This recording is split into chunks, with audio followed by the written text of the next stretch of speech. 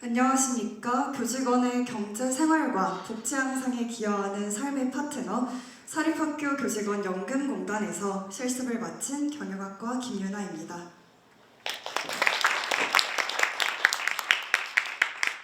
네, 지금부터 사학연금에서 사람을 얻고 사회를 배웠던 후기에 대해서 말씀드리겠습니다. 네, 목차는 실습기간 소개부터 저의 느낀 점과 결론에 대해서 말씀드리겠습니다. 네, 제가 처음에 4학년이 되었을 때는 어느 길을 가야 할지 정하지 못하고 정말 막연한 고민만 가득했습니다.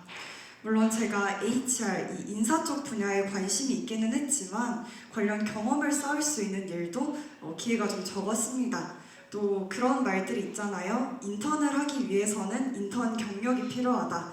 이것처럼 뭐 하나 쉬운 게 없었습니다. 그런데 그때 알림이 하나 딱 떴습니다. 2024학년도 현장 실습을 모집한다라는 공고를 보고 고민만 하지 말고 직접 경험해보기로 결심했습니다. 그래서 저는 이러한 현장 실습을 통해서 막연한 고민만 가득했던 4학년을 소중한 경험이 가득했던 4학년으로 만들어낼 수 있었습니다. 본격적으로 실습 기간 소개해드리겠습니다. 저희 사립학교 교직원 연금공단은 교직원의 적절한 급여 제도를 확립하고 경제적 생활 안정과 복리 향상에 기여하는 기업입니다. 그렇다면 어떻게 기여를 하는가 보면 첫 번째로 연금 사업이 있습니다. 연금 사업은 교직원이 퇴직 혹은 사망 시에 저희가 퇴직 급여를 지급하게 되는데요. 저희 사학연금의 대표 사업이라고 할 수 있습니다. 다음은 재해보상입니다. 저희가 산재를 받는다라고 하는 것처럼 교직원이 직무로 인해서 재해나 질병이 발생했을 때 저희가 급여를 지급하게 됩니다.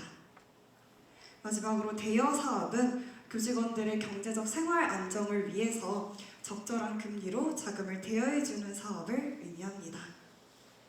저는 여기 퇴직자 관리팀에서 근무를 하게 되었는데요. 첫 번째로 제가 맡은 업무는 퇴직급여 접수 업무였습니다. 여기 앞에 보시는 것처럼 퇴직 일시금, 연금 일시금 종류가 굉장히 다양하잖아요. 그래서 이때 교직원의 재직 기간과 상황에 맞게 정확한 급여를 접수하는 것이 중요했습니다. 하지만 이러한 상황에서 빠질 수 없는 게 바로 교직원들의 민원 응대였는데요. 저희는 전국의 교직원들을 응대하고 있었기 때문에 내국인뿐만 아니라 외국인들의 교직원의 문의에도 대응해야 했습니다. 세 번째는 환수 모니터링 업무입니다.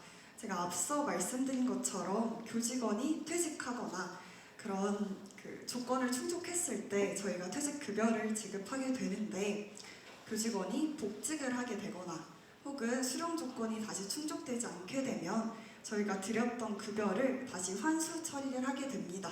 이러한 과정을 저희는 환수 모니터링 업무라고 말합니다. 마지막으로 이러한 모든 업무를 처리하는 과정에 있어서 문서를 기록하고 보관하는 것이 중요한데요. 그래서 저희가 한 700페이지 정도 되는 서류를 책으로 만들어서 문서고에 보관하는 작업까지 진행을 했습니다. 그리고 제가 이것을 통해 느낀 점은 조직 생활에 있어서 좋은 사람을 만나는 것이 정말 중요하구나라는 걸 배웠습니다. 실제 좋은 분들을 통해서 조직과 업무에도 더 잘 적응할 수 있었고 오늘도 이 자리에 함께 직원분들도 나와주셨습니다. 또 제가 업무를 함에 있어서 보람을 많이 느꼈는데요. 첫 번째로는 이 사학연금 교육 매뉴얼 제작이 있습니다. 이 매뉴얼은 제가 지금 퇴사한 지금까지도 교직원들에게 잘 도움이 되고 있기 때문에 굉장히 뿌듯했던 업무였습니다. 두 번째로 제가 공교롭게도 저희 공단 50주년 때 근무를 함께 하게 됐는데요. 근데 또 한국사의 신인 또 최태성 선생님께서 오셔서 제가 또 행사 도우미로 활동을 하면서 다양한 경험을 쌓을 수 있었습니다. 이 4개월간 느꼈던 생각과 변화에 대해서 말씀드리겠습니다. 저희가 예전에는 제가 좋아하는 일, 잘하는 일이 있으면 우주비행사다, 가수다 이렇게 당당하게 꿈을 얘기하곤 했습니다. 그런데 어느새부턴가 그런 꿈들이 사라지고 좀 걱정과 불안으로 취업을 준비하고 있는 학우분들도 많을 거라고 생각합니다. 지금 취업을 준비하고 있는 학생이긴 하지만 너무 고민되고 걱정된다면 직접 경험해보라고 말씀드리고 싶습니다. 저는 이러한 현장 실습이라는 정말 소중한 기회를 통해서 제가 좋아하는 일과 잘하는 일이 HR이구나라는 것에 대한 확신을 얻을 수 있었고, 이러한 것들을 통해서 제 목표에 더욱더 끊임없이 도전해 나갈 수 있었습니다. 그래서 제가 그런 현장 실습을 마치고 HRD, 즉 교육 쪽의 분야에서도 역량을 높이기 위해서 학생 교양기획단으로도 활동하면서 1위를 수상하였고, 또한 인사 관련해서 필요한 법적인 이해도를 함양하기 위해서 자격증을 취득한 결과 또 감사하게도 상위 0.1%로 광주전라 최고점을 기록하게 되었습니다. 이처럼 너무 막연한 고민이 아니라 직접 부딪혀서 정답을 찾을 수 있었고, 앞으로도 사학연금공단에서의 경험을 바탕으로 제 목표를 향해 끊임없이 도전하고 또한 그 목표를 이루어낼 수 있는 사람이 되도록 노력하겠습니다. 감사합니다. 네, 안녕하십니까. 통계학과 재학 중인 1학번 박건규라고 합니다. 저는 2024학년도 2학기 때 한국부동산원이라는 기업에서 현장 실습을 했고 그 후기를 발표하고자 이 앞에 섰습니다. 발표 순서는 첫 번째로 실습 기반의 소개, 그리고 실습 전 목표, 현장 실습 중에 제가 업무적, 업무 외적으로 경험 및 배운 점, 그리고 마지막 느낀 점으로 발표 진행해 보겠습니다. 첫 번째로 우리 한국부동산원은 부동산 시장의 안정과 질서 유지, 그리고 소비자의 권익 보호, 산업 발전을 목표로 운영하고 있는 대한민국의 공공기관입니다. 저희 부동산원의 조직도를 한번 보시면 본사와 7개의 지역본부로 나누어져 있는데, 저는 저중 호남지역본부, 특히 호남지역본부에서도 광주지사 조사 일부에서 근무를 했습니다. 저희가 여러 지역에 지사와 본사를 두고 있는 만큼 주요 업무 또한 다양한데요. 부동산 가격 공시, 조사 통계, 시장 관리, 청약 업무 등 다양한 업무가 있지만 제가 현장 실습으로 참여한 업무는 부동산 조사 통계 보조 업무였습니다. 제가 현장 실습을 시작하기 전에 딱 목표를 몇 가지를 정하고 갔습니다. 그 목표 첫 번째는 강의실 밖으로라는 큰 목표가 있었던 것 같습니다.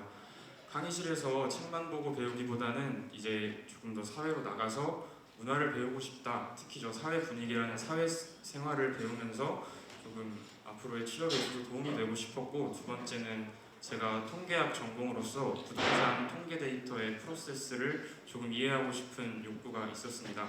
그렇기 때문에 이런 이 한국부동산원 현장 실습에 지원을 했고 현장 실습이 시작됐습니다. 첫 번째로 업무 관련으로 굉장히 많은 걸 배웠지만 딱 4가지 레이어로 구분을 해봤습니다.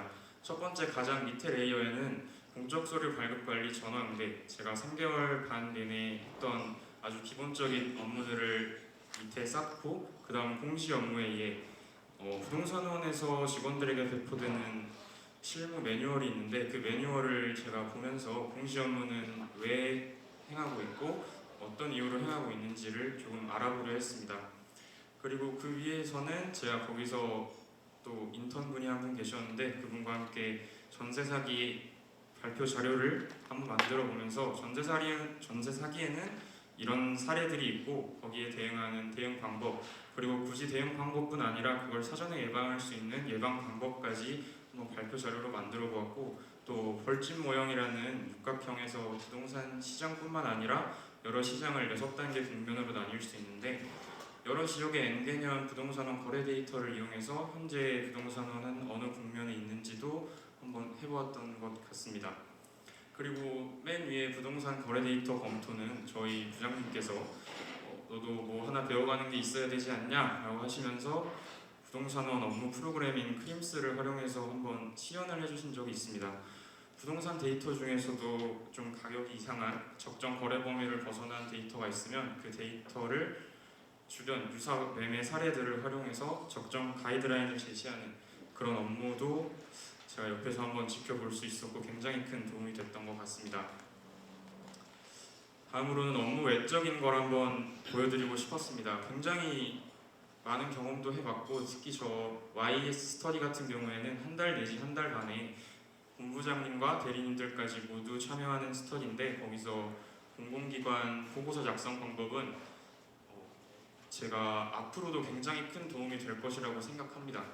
거기에 또 재산세 관련 스터디에서 재산세는 어떤 식으로 부과가 되고 과세 표준과 이런 것도 한번 배워볼 수 있는 시간이 되었습니다. 그 다음으로 호남본부 동아리 활동이라고 비록 이 사무실 안에만 있지 않고 백양사 산책 활동도 한번 참가를 해봤고 한국은행 경제통계 특강이나 저런 업무협약 체결식에도 한번 참여를 해보고 이런 모든 과정을 끝으로 마지막 제 회식을 끝으로 제 현장 실습이 마무리가 됐던 것 같습니다. 네, 느낀 점을 말해보자면 업무적으로도 업무 다른 걸로도 굉장히 많은 걸 경험했다고 생각합니다. 하지만 제가 현장 실습을 한 기간 9월부터 12월은 부동산원이 이 성수기라고 불릴 만큼 굉장히 바쁜 시기였습니다. 이 초과 근무도 꽤 있었고 초과 근무가 출장도 굉장히 잦았지만 그럼에도 불구하고 사무실 분위기는 제가 일해봤던 곳이나 아르바이트 해봤던 곳들 중에 가장 좋았던 것 같습니다. 그런 걸 보면서 회사원마다 굉장히 힘들고 본인의 업무에 지쳐 있겠지만 그걸 이겨낼 수 있는 건 회사 동료들이 아닌가라는 어떻게 보면 업무보다도 더 중요한 가치를 배웠던 것 같습니다.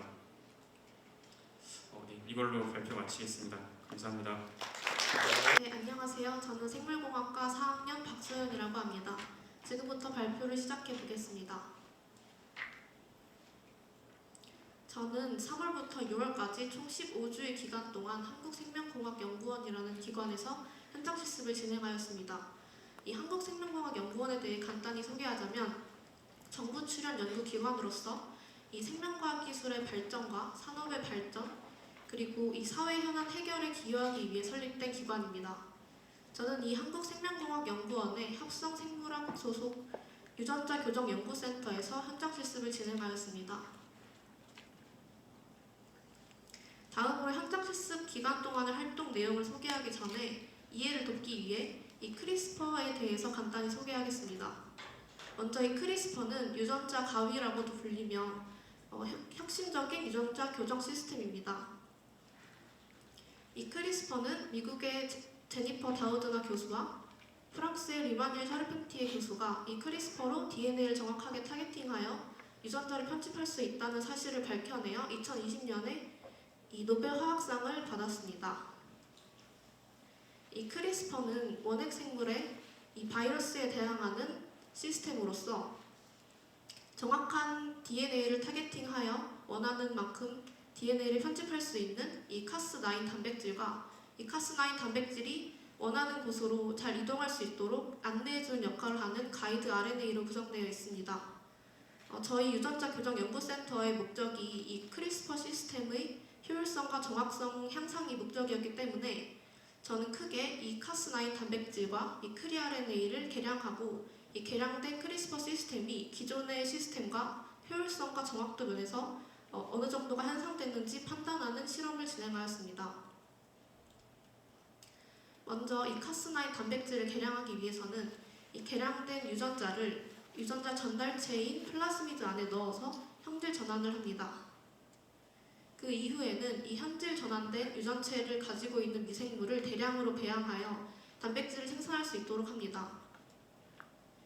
그 이후에는 이 배양된 단백질을 얻기 위해 이 기계를 가지고 세포를 파쇄한 후 원심 분리 작업을 진행해서 단백질을 한데 모읍니다.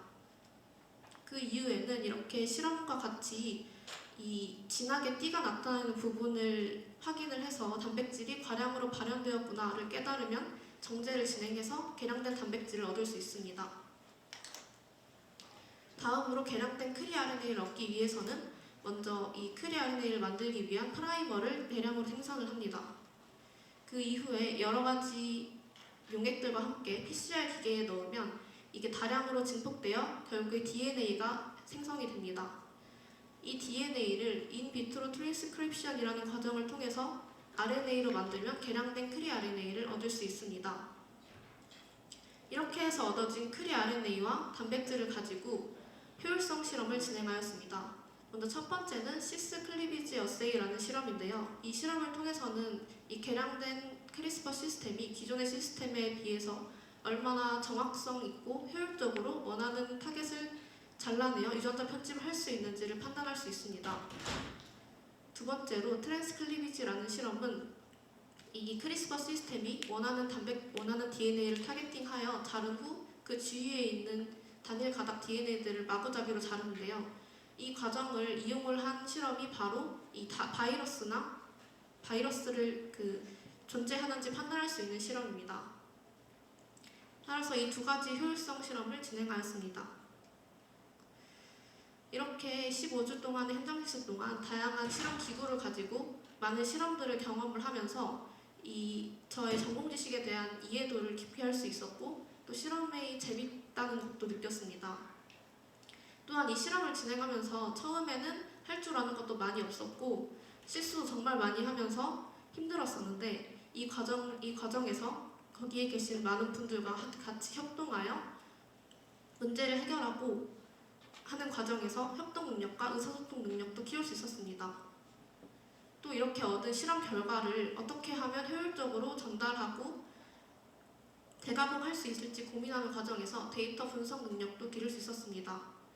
마지막으로 제가 원하는 대로 실험을 디자인하고 이게 예측한 결과대로 실험이 잘 수행됐을 때 커다란 성취감과 자신감도 느낄 수 있었습니다. 제가 현장 실습을 진행하면서 느꼈던 점은 현장 실습이 정말 소중한 기회였다는 점입니다. 저는 별다른 경험을 많이 하지 않아서 이렇게 원하는 기관에서 오랜 기간 동안 인턴 생활을 할 수 있다는 것이 정말 큰 기회였습니다. 또한 그 기회 동안 정말 많은 것을 배우고 느낄 수 있었습니다. 그리고 진로를 이루기 위해 어떤 노력을 해야 하는지 잘 모르겠었지만 이 현장 실습을 갔다 온 후에 제가 부족한 부분이 어디가 있는지 판단하고 어떤 부분을 채워야 하는지 알게 되어 앞으로의 방향성을 잡을 수 있었습니다. 이렇게 15주 동안의 현장 실습 동안 배운 점을 토대로 이 꿈을 이루기 위해 노력하면 언젠가 제가 원하는 모습이 될 수 있을 거라고 생각합니다. 이상입니다. 저는 2024년 하계 4주간 비를라 카본 코리아에서 현장 실습을 한 고분자공학 전공 장다원입니다. 저에게 현장 실습은 모든 것이 새로웠던 환경에서 저에게 성장할 기회를 준 경험이었다고 말할 수 있습니다. 그래서 이러한 제목을 기반으로 발표 시작하겠습니다. 발표 순서는 이 순서대로 발표하겠습니다. 제가 현장 실습을 지원하게 된 동기는 두 가지였습니다. 첫 번째는 전공 지식을 실무에 적용해 보고자 했습니다. 학교에서는 경험할 수 없는 실무 환경 속에서 실무 역량을 기르고 저의 전공 지식을 활용해서 문제 해결 능력을 향상시키고자 했습니다. 두 번째로는 회사라는 새로운 환경을 경험해 보고 싶었습니다. 낯선 지역에서 회사 생활을 직접 체험해 보면서 내가 회사를 위해 무엇을 할 수 있을까라는 질문을 스스로에게 던져보며 산업 현장에서 요구하는 인재상에 대한 이해도를 높여보자 라고 다짐했습니다.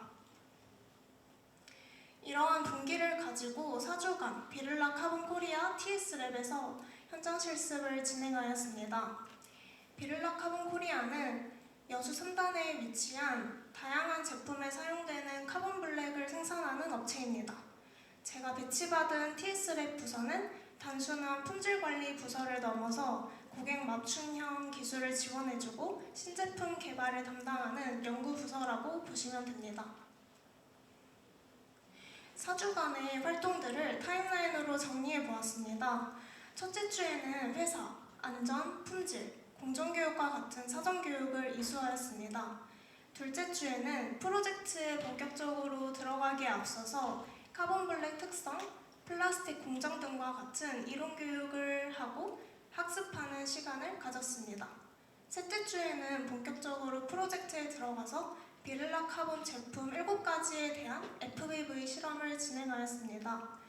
그리고 이제 마지막 주에는 실험을 마무리하고 최종 발표를 준비하면서 마지막 날에 영어 발표를 통해 마무리하였습니다. 2인 1조로 팀을 구성해서 플라스틱 공정을 이해하고 해당 회사 제품에 대한 FBV 평가를 진행하는 프로젝트를 진행하였고요. 왼쪽 위의 그림이 FBV 실험 기기입니다. 2주간에 걸쳐서 각 제품당 3번씩 실험을 반복하면서 실험 오차를 최소화하고 매번 정확한 과정을 준수하고자 노력하였습니다. 그 결과 오른쪽 그림과 같이 정확한 그래프를 얻어낼 수 있었습니다. 최종적으로는 정확한 그래프를 얻어냈지만 앞서 말했듯 동일한 실험 3번을 진행하였는데 이들 사이에 약간의 오차가 있음을 발견했습니다. 이에 원인을 분석한 결과 예열 시간과 청소 시간이 원인임을 밝혀냈고 이에 이를 개선하기 위해 적절한 예열 시간과 청소 시간에 대한 제한을 도출하였습니다. 이 개선안을 회사의 발표를 통해 전달을 하면서 오른쪽 그림과 같이 실제 FBV 기기 공고 사항에 추가되어 도움을 주었습니다. 현장에서 적응하기 위한 노력들을 정리해 보았습니다. 우선 프로젝트를 원활하게 수행하기 위해서 사전교육을 이수하고 필수 지식을 습득하고자 했습니다. 그리고 프로젝트를 정확하게 수행하기 위해서 실험의 목적과 이론적 배경을 충분히 이해하고 어려운 부분은 차장님께 질문을 하면서 명확하게 파악하고자 했습니다. 특히 팀원과 긴밀히 소통하고 협업을 하면서 실험의 오차를 최소화하고 보다 신뢰성 높은 결과를 도출하는 데 집중하였습니다.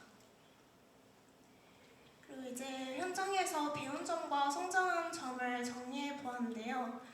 첫 번째로 학교에서 접할 수 없는 다양한 실무 경험을 통해 저의 전공 지식을 실제 실무에 적용해 볼 수 있었습니다.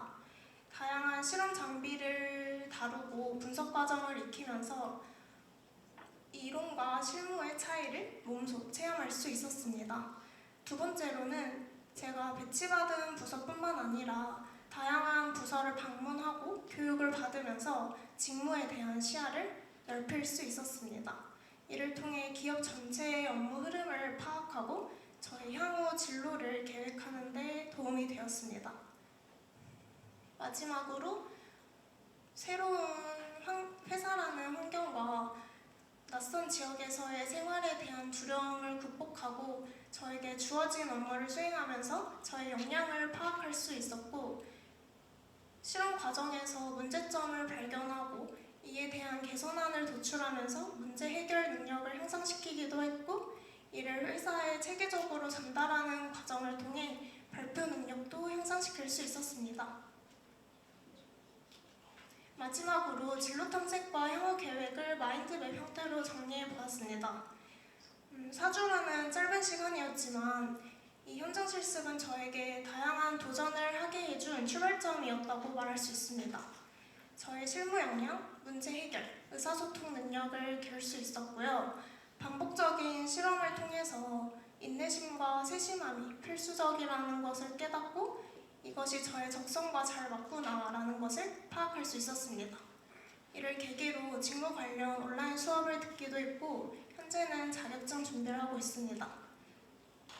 새로운 환경에서 제가 어떻게 성장하고 적응하는지를 직접 경험하면서 저의 진로에 대한 방향성을 보다 명확히 설정할 수 있게 되기도 했습니다. 네, 감사합니다. 네, 안녕하십니까. 저는 분자생명공학과 21학번 송민서입니다. 저희 진로의 나침반이 되어준 현장 실습에 대한 발표를 시작하겠습니다.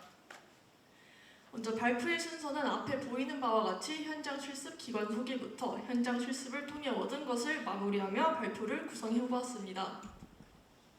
네, 제가 실습한 기관은 면역력과 건강을 연구하는 유산균 전문 기업인 JS 바이오 컴퍼니입니다. JS 바이오 컴퍼니는 아래 쓰여진 설명과 같이 자사 특허 유산균 파우더를 이용하여 상품을 개발 생산하고 있습니다. JS 바이오 컴퍼니의 브랜드로는 식품 브랜드인 천유작 그리고 화장품 브랜드인 라퓨가 있으며 이외에도 반려동물 간식과 사료 등을 판매하고 있습니다. 저는 JS 바이오 컴퍼니의 연구개발팀에서 업무를 수행하였습니다. 저의 꿈은 약을 개발하고 제조하는 제약연구원입니다. 제약회사의 연구개발 직무를 하기 위해서는 몇 가지의 역량이 필요한데 그중 6가지를 뽑아보았습니다. 첫 번째는 유산균을 비롯한 다양한 균주의 생육 조건을 최적화하고 미생물 배양 기술이 이제 필요하다고 생각하였고, 두 번째로는 PCR과 같은 실험 기법을 사용하여 샘플을 분석하고 연구 데이터를 정량적으로 해석하는 능력이 필요하다고 생각했습니다. 이외에도 유효 성분을 안정적으로 전달하기 위한 제형 연구가 필수적이며 제약 및 바이오 제품은 엄격한 품질 기준을 충족해야 하므로 제품의 안전성과 효과를 검증해야 하며 마지막으로 앞서 말씀드린 모든 연구 과정에서 얻은 데이터를 체계적으로 정리하고 논리적으로 분석하여 보고서를 작성하는 능력이 필요하다고 생각하였습니다. 이러한 역량들을 키울 수 있는 가장 효과적인 방법은 직접 경험해 보는 것이라고 생각하여 저는 현장 실습을 신청하게 되었습니다. 물론 저는 연구 개발팀에 소속되어 있었지만 담당 부장님께서 여러 직무를 경험하게 해주셔서 마케팅 부서의 업무도 몇 가지 담당하였습니다. 간단한 업무로는 생산된 제품들을 분류하고 모든 제품을 직접 수작업으로 포장하였습니다. 또 회사에서는 반려동물 간식을 판매하고 있었는데 신제품을 출시할 때 고려하기 위해서 시중에서 판매되고 있는 반려동물 동결건조 간식 시장에 대해서 조사하고 트렌드를 분석하였습니다. 그리고 현장 실습을 하는 동안 가장 중점을 두었던 업무로 기업에서 기초 화장품을 판매하고 있는데 화장품 시장의 마케팅 트렌드를 분석하고 또 신제품을 기획하며 전 직원 앞에서 발표를 하였습니다. 비록 마케팅이 저의 분야는 아니었지만 업무를 수행하며 저의 적성과 잘 맞는다고 느꼈으며 추후에 제가 도전해볼 만한 분야라고 생각하게 되었습니다. 지금 보여드리는 사진들은 연구개발팀에서 수행한 업무들입니다. 기업에서 가장 먼저 맡은 업무는 엔테로코커스 먼티라는 균주의 16S-rRNA의 시퀀스를 분석하여 TM 값을 고려한 PCR용 포워드 프라이머 그리고 리버스 프라이머를 프로그램으로 디자인하는 것이었습니다. 또 기업의 펫푸드 제조 공장에 직접 가서 제조 과정을 지켜보고 또 생산되고 있는 반려동물 간식 중 하나인 닭발을 직접 분리하고 또 건조하여 포장하여 제품을 직접 생산해 보기도 하였습니다. 또 마지막으로 자사 유산균을 넣은 주름 개선 앰플과 미백 앰플을 판매하고 있는데 신제품 기획을 목적으로 실습하며 피부 진정에 도움이 되는 성분을 넣어 배합비를 직접 설계하고 또 제조하며 상품성이 있는지 확인해보는 업무도 수행하였습니다. 저는 현장 실습을 통해 전공 지식이 현장에서 어떤 방식으로 쓰이는지에 대해 학습할 수 있었습니다.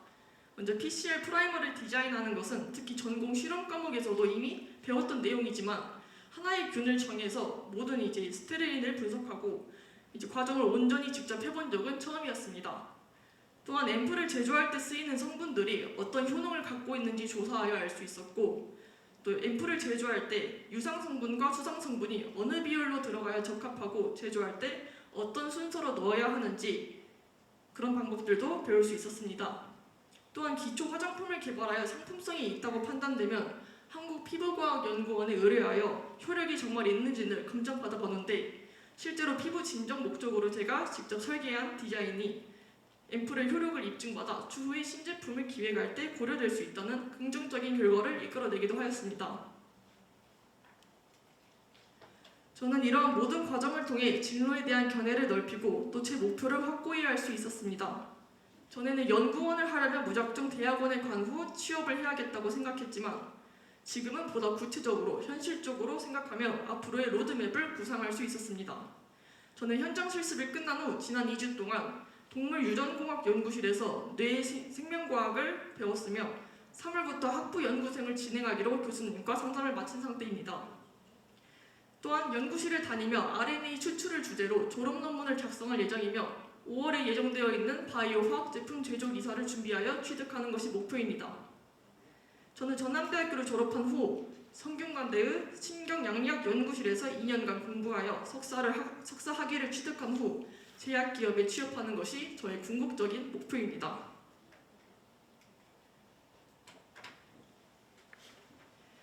저는 이제 자료에서는 간략하게 나타내었지만 그러한 과정 중에 영어 자격증도 취득해야 하고 논문 공부도 하며 또 가장 중요한 학점도 잘 챙겨야 합니다.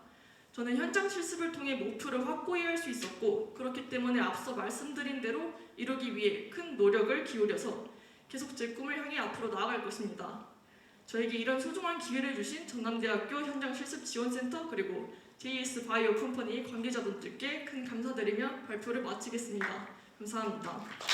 안녕하십니까. 저는 물류교통학과 양하은입니다.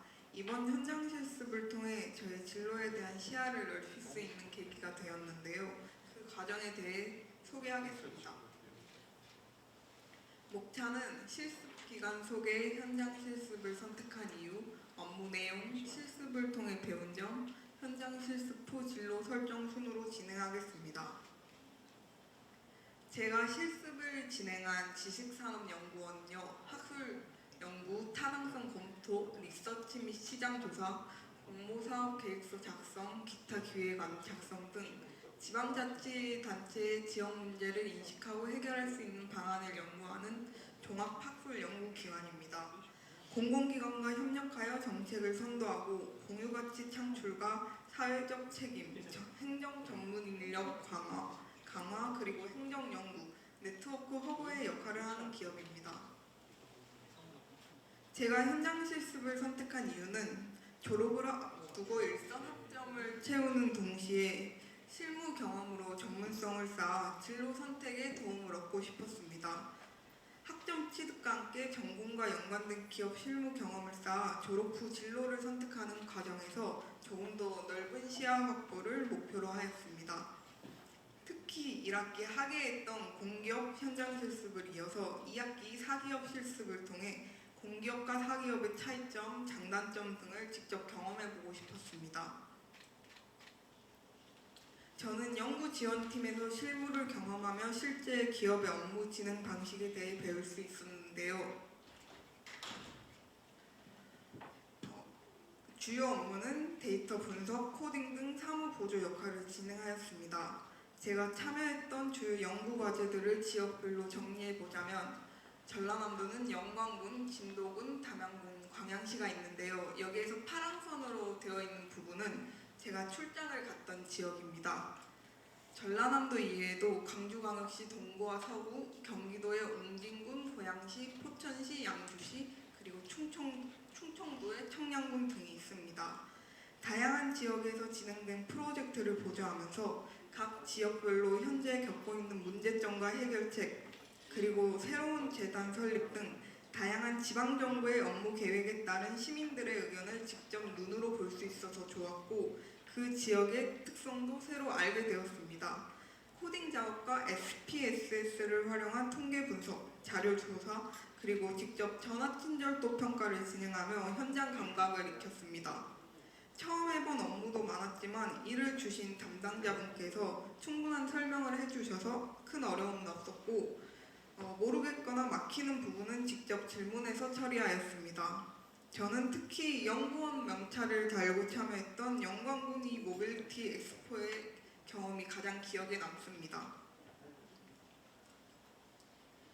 이번 현장 실습 경험을 통해 정책연구 정보 서비스, 프리즘, 교육 통계 서비스 등 신뢰성 있는 통계 및 자료 사이트를 활용하는 방법과 코딩 작업을 통해 공공기관의 업무 흐름을 익힐 수 있었습니다. 또한 처음에는 어려웠던 전화 업무도 시간이 지나니 익숙해졌고 출장 경험을 통해 기업의 한 구성원으로서 책임감을 느낄 수 있었습니다. 이는 향후 다양한 기업에서 활용 가능한 저의 역량으로서 적용할 수 있을 것 같습니다. 실습 후 저는 단순히 공기업만 생각했던 진로에서 벗어나 다양한 기업들도 함께 고려해보게 되었습니다. 현재는 원래 생각했던 진로인 물류를 포함한 교통, 그리고 교통과 관련된 공기업과 사기업의 정보를 정리하며 관련 자격증을 준비하는 등 차근차근 여러 방면의 취업을 위한 준비를 하고 있습니다. 이번 현장 실습을 통해 실무 경험을 쌓고 저의 진로 방향을 넓힐 수 있는 계기가 되었습니다. 앞으로 실습에서 배운 경험을 바탕으로 취업 준비를 해나가겠습니다. 이상으로 발표를 마치겠습니다. 감사합니다. 네, 안녕하십니까. 저는 2024년도 한국세라믹기술원 탄소중립센터에서 친환경 건설재료의 연구를 진행한 전남대학교 토목공학과 변주현입니다. 먼저 목차는 저의 토목공학도로서의 구체적인 목표 설정 과정과 제가 실습한 현장 실습 기간을 소개를 하고 제가 어떤 업무를 수행하였고 이를 통해서 어떤 성장을 했으며 지금까지 쌓아온 역량을 토대로 어떻게 취업 준비를 하고 있는지에 관해 설명을 드리겠습니다. 먼저 저는 토목공학도로서의 저의 목표를 먼저 말씀드리면, 저는 친환경 건설 전문가가 되는 것이 저의 목표입니다. 이 목표를 가지게 된 계기는, 저는 2019년 대학교 1학년 때 처음에 입학을 할 때 기계설계공학부로 입학을 하게 되었습니다. 하지만 여름방학 때 저는 학비를 벌기 위해서 건설 현장에서 아르바이트를 해봤는데, 그때 느낀 점이, 제가 설치한 시설물이 누군가 철거하지 않는 한 사람들에게 계속 남아가지고 그렇게 공공을 위해서 그렇게 보람을 준다는 것에 매력을 느껴서 토목공학으로의 전과를 결심하게 되었습니다. 하지만 토목공학을 전공하던 도중에 저는 환경 문제에 관한 딜레마에 빠지게 됩니다. 제가 토목공학을 선택한 이유는 공공을 위한 학문이었는데, 제가 설치한 건설 시설물들이 결국에는 환경을 파괴해가지고 다시 인간에게 해를 끼치는, 저는 공공을 위해서 토목공학을 선택을 했는데 아이러니하게도 제가 환경을 망치고 있는 그런 부분에서 딜레마에 빠지게 되어서 저는 친환경 건설에 대한 목표를 가지게 됐습니다. 이 목표를 이루기 위해서 저는 한국수자원공사 제17기 대학생 서포터즈를 통해서 친환경 건설을 위한 첫걸음을 띄우게 되었고, 동아리 활동 중에서 친환경 카트리지 치수를 주제로 발명을 진행하여서 특허를 출원했습니다. 또한 현장 경험을 계속 현장에 대한 감각을 잃지 않기 위해서 토목 현장에서 계속 일용직 아르바이트를 하면서 저의 실무적인 역량을 키워왔습니다. 그러던 도중 저는 한국세라믹기술원 탄소중립센터에서 친환경 건설 소재에 관해서 연구를 진행한다는 그런 공고를 보고 지원을 하게 되었습니다. 제가 실습한 기관에 대해서 간단히 설명드리자면, 기관 소재지는 경상남도 진주에 있고, 설립 목적으로는 세라믹과 관련된 세라믹이나 다양한 신소재 관련 연구를 하는 국책연구기관입니다. 저는 여기서 여름방학 동안 8주간의 현장 실습 과정을 거치게 되었습니다. 저희 주요 업무는 그라우트제의 바이패스 더스트를 0%부터 20%까지 치환을 하고, 경제성과 시공성을 고려하여 최적의 배합비를 찾는 것이었습니다. 먼저 그라우트제에 대해 간략히 설명드리면, 그라우트제는 시멘트의 한 종류입니다. 그라우트제의 특징으로는 물처럼 묽어가지고 고유동성입니다. 그래서 좁은 틈 사이에 시멘트를 넣었을 때 중간에 걸리지 않고 막힘없이 들어간다는 특징이 있고, 이렇게 들어간 시멘트가 방수성이 되게 뛰어나가지고 두 번째 특징인 차수성이 있고, 세 번째로는 초기 강도는 약하지만 장기 강도가 뛰어나다는 그런 장점이 있습니다. 여기에 바이패스 더스트, 줄여서 BPD라고 하는데, 이거는 화력발전소에서 나오는 먼지입니다. 즉 환경 폐기물인데, 이를 그라우트제에 치환하게 되면은 만약에 20%를 치환하게 되면은 그만큼의 그라우트제를 안 써도 되기 때문에 원가 절감적인 측면이 있고, 환경 폐기물을 버리지 않고 재활용하기 때문에 환경 보호가 되고, 세 번째로 그라우트제의 세 번째 초기 강도가 약하면 장기 강도가 뛰어난다는 그러한 단점을, 바이패스 더스트를 치환하게 되면은 초기 강도까지 증진시켜준다는 장점이 있습니다.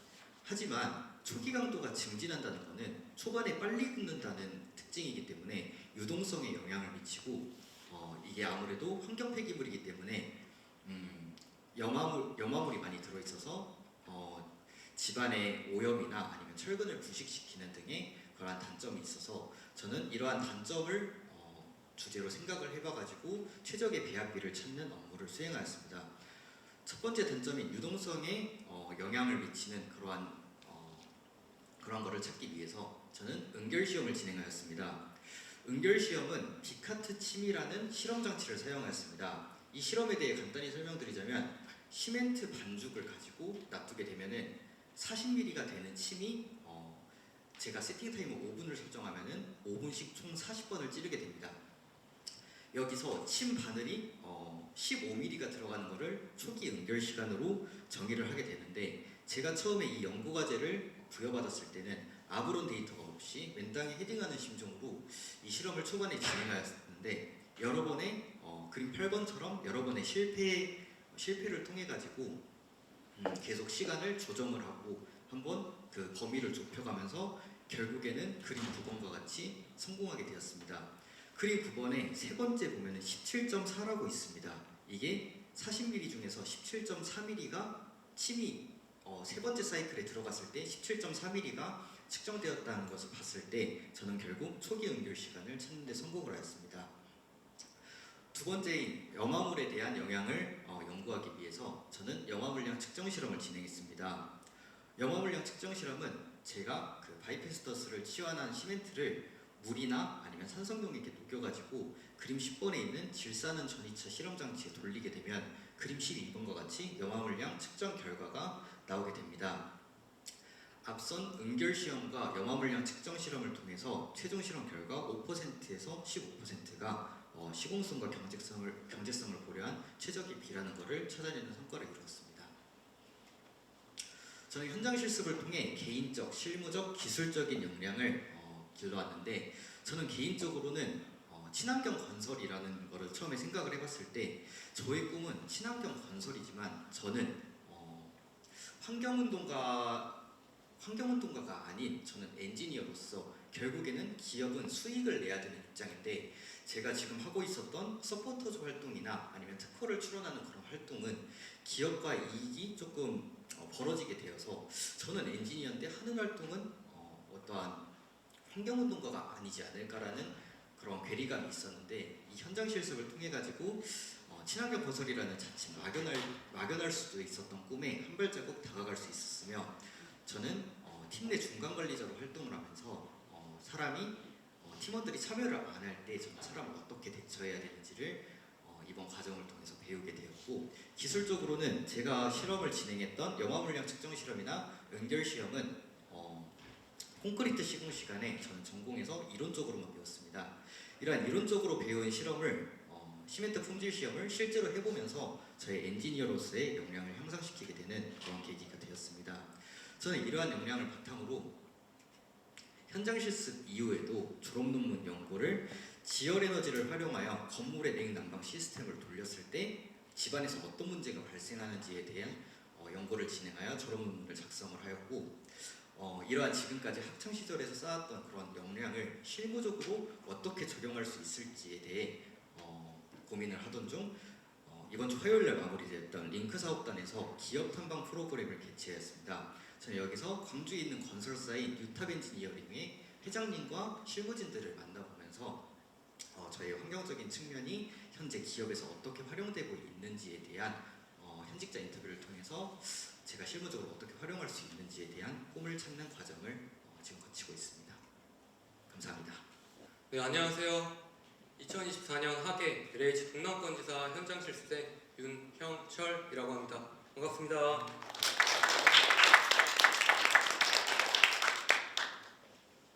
저는 LH 광주 동남권 주거복지지사 운영부서에서 일하고 있습니다.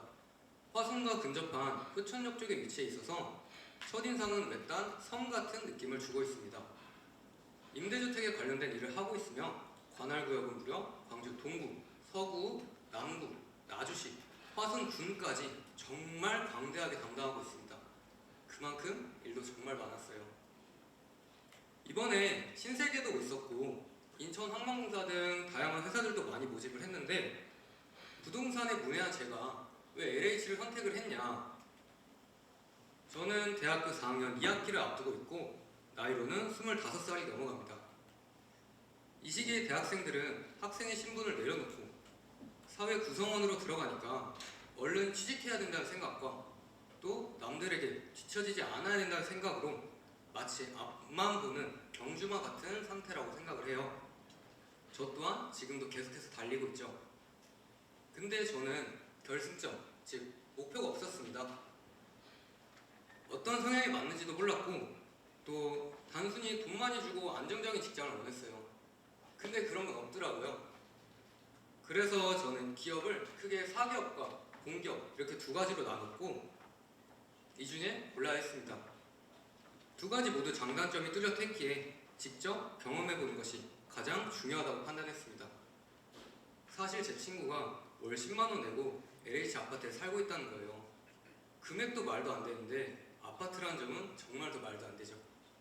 이렇게 되게 긍정적인 LH 제도에 사실 눈이 먼저 갔었고 저도 여기서 일하면서 LH 아파트에 살고 싶었습니다. 또 더 나아가서 부모님께서 공기업에서 오래 일하셨기에 저 또한 LH를 선택하는 큰 몫이 된 것 같아요. 제가 이 일을 하면서 어떻게 적응을 했냐면요. LH는 큰 X의 돈과 서류가 오가는 경우가 정말 많습니다. 제가 제 실수로 돈을 잘못 입금하시거나 혹은 서류 제출 기간이 지나게 돼서 서류 제출을 못 하시는 경우에는 저로서는 제가 감당할 수 없는 큰 잘못이자 또 책임질 수 없는 문제가 발생을 해요. 그런 중대한 사고가 일어날까 무서워서 처음에는 이를 회피하기도 했지만 그게 정작 해결책이 되지는 않더라고요. 그래서 저는 이 일에 적응하고 제 몫을 다해내기 위해서 매뉴얼과 본문을 읽고 또 읽었습니다. 진짜 종이가 너덜너덜해질 때까지요. 그리고 또 주인님께서 말씀하신 내용들을 메모하고 이를 확인하고 또 재확인해가며 마침내 조금씩 적응해 나갔습니다. 네, 제 4번인데요. 제 4번을 보면 LH의 구성원으로서 소속감이 조금 느껴집니다. 저는 고객님 안내, 계약갱신, 민원응대, 서류 정리의 역할을 맡게 되었습니다. 듣고 보기엔 되게 쉬워 보이죠? 모든 직장에 처음 배치된 신입사원이나 인턴들이 많이 하는 일이라고 생각을 해요. 근데 이런 단어가 주는 쉬움이 제 직장 생활과는 되게 반대로 어렵고 녹록지 않았습니다. 특히 이 가운데 전화로 하는 민원응대가 진짜 힘들더라고요. 뭔가를 요구하는 상태로 찾아오는 고객님께 답변을 잘해드리고 싶은데 제 능력이 부족하니까 해결이 안 돼요. 고객님과 저 사이에 소통이 안 되니까 답답한 상황이 자주 발생했습니다. 그래서 언성이 올라가고 심지어는 소리부터 지르는 고객님도 있었습니다.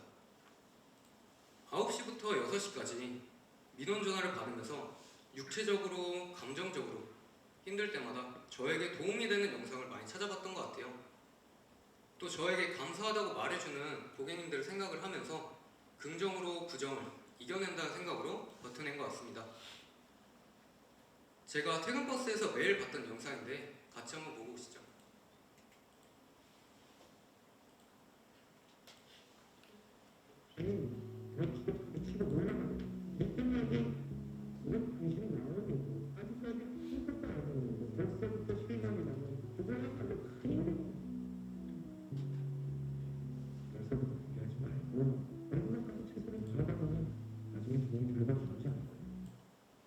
네, 다시 봐도 가슴이 조금 뜨거워지는데요. 저는 아직 현장 실습이 끝나지 않았기 때문에 아직은 조금 더 보도록 하겠습니다. 제 나름대로 열심히 일하며 조그마한 성과들도 만들어냈습니다. 저를 이어 이 자리에 올 다음 인턴이나 현장 실습생을 위해서 운영팀, 인턴, 가이드를 만들어 정리해두었고 또 고객님들이 자주 궁금해하시는 내용을 포스터로 제작하여 방문 안내에 도움이 되도록 했습니다. 실제로 제가 만든 포스터는 방문객 응대 속도가 약 47%가량 개선되었다는 긍정적인 평가를 받기도 했습니다.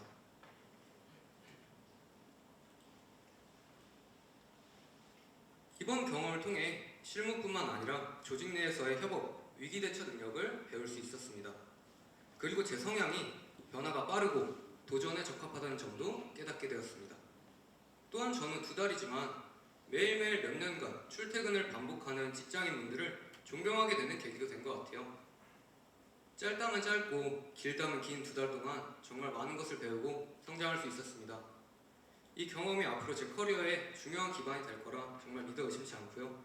다시 한번 모든 직장인분들 존경합니다. 또 24년도 현장 실습생들 모두 다 수고 많으셨습니다. 그리고 이렇게 좋은 기회 만들어주신 현장 실습 지원팀에게도 다시 한번 감사를 드리며 발표를 마치도록 하겠습니다. 감사합니다. 네, 안녕하세요. 이번에 한국기술연구원에서 일한 차정현 학생입니다. 저는 먼저 이번 실습을 통해서 미생물 전해 전지 기반 실증형 바이오 수소 생산 시스템 운영을 하였는데요. 이러한 미생물 전해 전지 기반 실증형 바이오 수소 생산 시스템은 나중에 훗날 저희가 친환경 에너지 측면에서 많은 도움을 줄 것으로 예상을 하고 있습니다. 먼저 간단하게 간단하게 저희 한국에너지기술연구원에 대해서 소개해드리자면 한국에너지기술연구원은 국내 에너지 기술 개발을 선도하는 국책 연구기관입니다. 그리고 지속 가능한 에너지 기술 개발과 기후 변화 대응을 목표를 하고 있고요. 그리고 신재생 에너지와 에너지 효율 향상, 그리고 온실가스 저감 기술, 그리고 청정 화석 에너지 개발 등으로 연구를 지금 수행하고 있습니다. 그리고 특히 현대에서 중요한 탄소 중립과 친환경 에너지 기술 개발을 중점적으로 다루면서 국가 에너지 정책과 연계된 연구 프로젝트를 진행을 하고 있습니다. 그리고 저는 이렇게 세 가지 목표를 먼저 정하고 갔었는데요. 첫 번째로는 연구개발 직무를 위한 심화된 실험 경험을 쌓는다였습니다. 이번 실습 경험을 통해서 세포 배양과 단백질 정제 등과 같은 바이오 기술을 좀 더 학교에서 배운 거 외로 더 심화되게 실험을 추가적으로 수행하여서 연구원으로서의 그러한 역량을 더 키워보고 싶었습니다. 그리고 두 번째로는 석박사 과정 또는 기업 연구소 인턴십 기회를 탐색한다였습니다. 이때 향후 바이오 관련 기업 연구소 인턴십을 경험을 하면서 실무적인 역량을 강화하기 위해서 저는 이러한 목표를 세웠던 것 같습니다. 그리고 세 번째로는 저희 실험실에서 하는 목표인데요. 전기 활성 미생물군을 활용하는 탄소 저감형 수소를 생산하기 위해서 원천 기술 및 현장 적용이 가능한 생물 전기화학 반응기를 운영한다입니다. 이것은 이제 저희가 하수 처리, 폐수 처리 같은 그 공정에서 이것을 하다 보면은 자연적으로 수소가스나 메탄가스 그런 것이 발생을 하는데요. 이러한 수소가스들이 나중에 친환경 에너지 측면에서 중요하다 보니까 저희 연구팀들은 이러한 수소가스 생산을 목적으로 다음과 같은 2025년 5차 목표를 지니고 있습니다. 첫 번째로 전기 활성 야생 미생물 분해 산화 전극 전류 밀도를 안정화시키고, 그리고 두 번째로는 미생물의 환원 전극 구성과 그리고 생물 전기 화학 시스템의 수소 생산 최적화 반응을 하루에 10리터 이상으로 목표를 하고 있었습니다. 그리고 세 번째로는 지금 실행을 하는 중인데요. 저희가 원래 스케일이 50리터 정도 사이즈였으나 지금은 해체 작업이 들어가고 100리터 정도 스케일업을 하려고 지금 진행하고 있습니다. 그리고 다음으로는 먼저 실험 내용을 먼저 앞서 설명하기 전에 MEC의 대외 원리에 대해서 간단하게 소개해드리겠습니다. MEC의 원리란 전기 활성 미생물을 이용해서 유기물을 분해를 하면 분해를 하면서 슬러지와 그 유기물, 그 올가닉 웨스트들을 이제 주입을 하게 되는데요. 거기서 아노드, 즉 여기 양극에서 프로톤과 일렉트론이 분리가 됩니다. 그리고 일렉트론은 외부 회로를 연결을 통해서 밖으로 나가게 되고요. 프로톤은 PEM이라고 해서 그 프로톤 익스체인지 멤브레인을 통해서 프로톤들이 캐소드로 이동하게 됩니다. 그렇게 되면은 이제 프로톤들과 그 일렉트론이 결합을 하게 되면서 수소가스가 발생하는 원리입니다.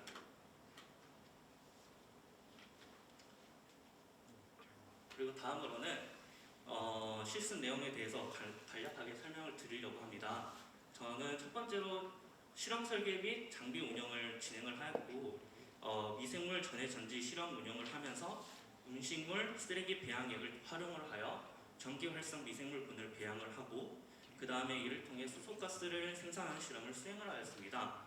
그리고 이러한 미생물들의 활성도를 평가를 하고 수소 생산량을 정량적으로 분석을 하였습니다. 그리고 생물 전기화학 반응기 모니터링 및 유지 보수를 하면서 이런 pH 변화와 온도 변화, 그리고 전압 등을 환경 변수를 체크를 하기도 했고 조정도 해주었습니다. 그리고 전극 표면 상태 점검 및 세척을 통해서 최적의 전기화학 반응을 유지를 해주었습니다. 그리고 두 번째로는 데이터 수집 및 분석인데요. 이러한 데이터들을 수집하기 위해서 가스 크로마토그래피라는 것을 사용하게 되는데, 이러한 가스 크로마토그래피를 이용해서 수소가스가 나오는지 그런 것을 확인하기 위해 그러한 크로마토그래피를 이용했고 그런 가스를 정량 분석을 하면서 실험 결과를 엑셀 및 분석 프로그램들을 활용하면서 데이터를 시각화 및 통계 분석을 하였습니다. 그리고 마지막으로는 연구 보고서 작성 및 실험 결과 발표인데요. 2주씩 한 번에 2주에 한 번씩 랩 미팅을 진행을 하면서 실험 과정에 대한 진행 속도와 그리고 실험에 대해서 문제점들 그런 것을 같이 팀원들과 공유를 하면서 최적의 조건을 도출할 수 있었습니다. 그리고 다음으로 제가 실험했던 과정들을 설명을 하려고 하는데요. 처음에 수소가스를 측정을 하면서 가스 양도 측정을 했고 그리고 COD 측정과 HPLC 측정 그리고 OD 측정과 아까 말씀드린 가스 크로마토그래피 측정 그 다음에 pH 측정 등 다양한 실험을 진행을 하였습니다. 그렇게 결과값으로는 다음으로는 가스 양을 분석을 했는데 저희가 원래 목표가 하루에 10리터 이상이었어요. 근데 계속 좀 여기 보시면은 한 4리터 정도 평균적으로 4리터 정도인데 1월 19일 날 특이하게도 6리터 이상이 나왔더라고요. 그래서 이것을 원인을 분석을 해보려고 하는데 지금은 분석을 하는 도중에 지금 이렇게 발표를 하러 나왔습니다. 네. 그리고 그 다음으로는 COD 측정을 하면서 부유물 퍼센트가 있는데요. 1월 16일 날 보면은 부유물 퍼센트가 이렇게 높게 나왔습니다. 그리고 다음으로는 보면은 OD 값을 측정을 하는데 OD 값을 측정하는 이유는 미생물들이 얼마나 군집을 잘하나 얼마나 더 생장을 하냐 그래서 이 OD 값을 측정을 합니다. 거기서 660 나노미터에서 아까 보셨듯이 부유물 퍼센트가 높은 날에 나왔던 1월 6일 날에 OD 값이 아주 높게 나왔던 걸 관측할 수 있었습니다. 그리고 이니셜 pH는 원래 7.3으로 했었는데 7.2에서 7.3으로 했었는데 점점 pH가 높아지는 걸 볼 수 있었습니다. 그리고 이런 50리터 MEC 오퍼레이션을 통해서 이 커렌트 증가량을 봤었는데 저희가 원래 FFW라고 음식물 배양에 그거를 넣었었는데 계속 현저히 떨어졌었어요. 그래서 반응기 문제인가 해서 저희가 이 소듐 아세테이트를 이 페이지 4에서 한 번씩 넣어줬습니다. 그랬더니 이 반응기에서 다시 커렌트가 이렇게 증가했던 걸 볼 수가 있었죠. 이렇게 증가를 했던 이유는 반응기 문제가 아니라 이러한 미생물들이 수소가스를 생산하는 데 있어 이제 한계에 도달했다는 걸 볼 수 있었습니다. 그리고 저는 5가지로 배운 점을 추렸는데요. 첫 번째로 바이오 공정 및 생물 전기화학 반응에 대한 실무 경험입니다. 미생물 전해 전지를 활용해서 바이오 수소 생산 실험을 통해서 그런 생물 전기화학 반응을 원리를 이해를 했던 것 같습니다. 저는 이제 훗날에 바이오 의약품 공정에서도 생물학적 반응을 통해서 최적화하는 것이 아주 중요한데 이번 실습을 통해서 생물학적 시스템을 모니터링하고 최적화하는 그러한 능력을 기른 것 같아 좋은 경험이 되었던 것 같습니다. 그리고 두 번째로는 연구 개발 역량 및 실험 설계 능력입니다. 실험 실습을 하면서 다양한 실험을 했었는데요. 이러한 그 중에서도 음식물 쓰레기 배양액을 이용한 미생물 성장 및 수소 생산 효율 분석을 수행하면서 실험 설계 및 결과 해석 능력을 향상시켰습니다. 그리고 이러한 것을 토대로 바이오 의약품 연구 개발에서도 필수적이기에 아주 중요했던 역량이었던 것 같습니다. 그리고 세 번째로는 문제 해결 능력 및 실험 최적화 기술 습득입니다. 여기서는 실험 과정에서 예상치 못한 변수들이 있었는데요. 그런 문제를 분석하고 해결책을 찾는 과정을 아주 좀 어렵게 찾아서 잘 해결했던 것 같습니다.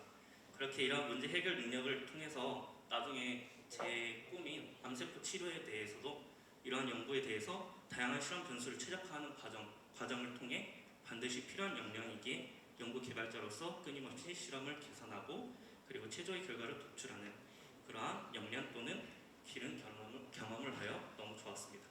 그리고 네 번째로는 협업 및 연구소 환경 적응 능력인데요. 이런 연구소 연구원들은 이런 협업 능력이 아주 좋아야 됩니다. 그리고 연구소에서 다양한 연구 활동을 하면서 다양한 연구진들과 실험팀과 협업을 하며 팀워크와 커뮤니케이션 능력을 향상시켰던 것 같습니다. 그리고 연구개발 측면에서 다양한 부서들과 협업하는 능력이 아주 중요하므로 이번 경험이 큰 도움이 될 것이라고 예상을 합니다.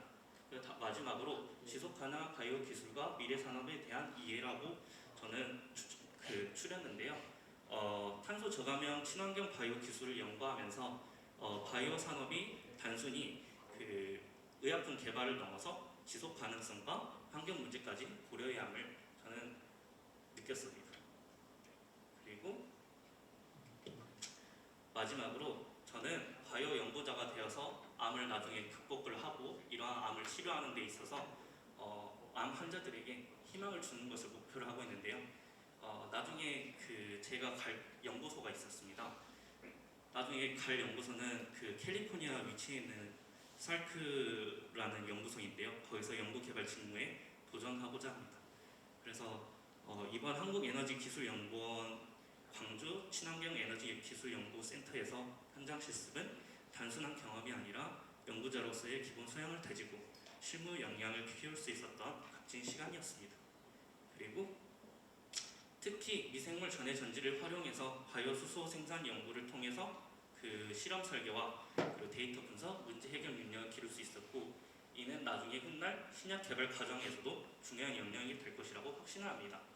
마지막으로 저는 여기서 꿈을 위해 멈추지 않고 생물공학의 연구 개발자로서 성장하기 위해 아까 말씀드린 살크 연구소에 들어가기 위해서 더욱더 치열하게 준비할 예정이고요. 그리고 저의 연구가 언젠가 암 환자들에게 희망을 줄 것이라고 믿고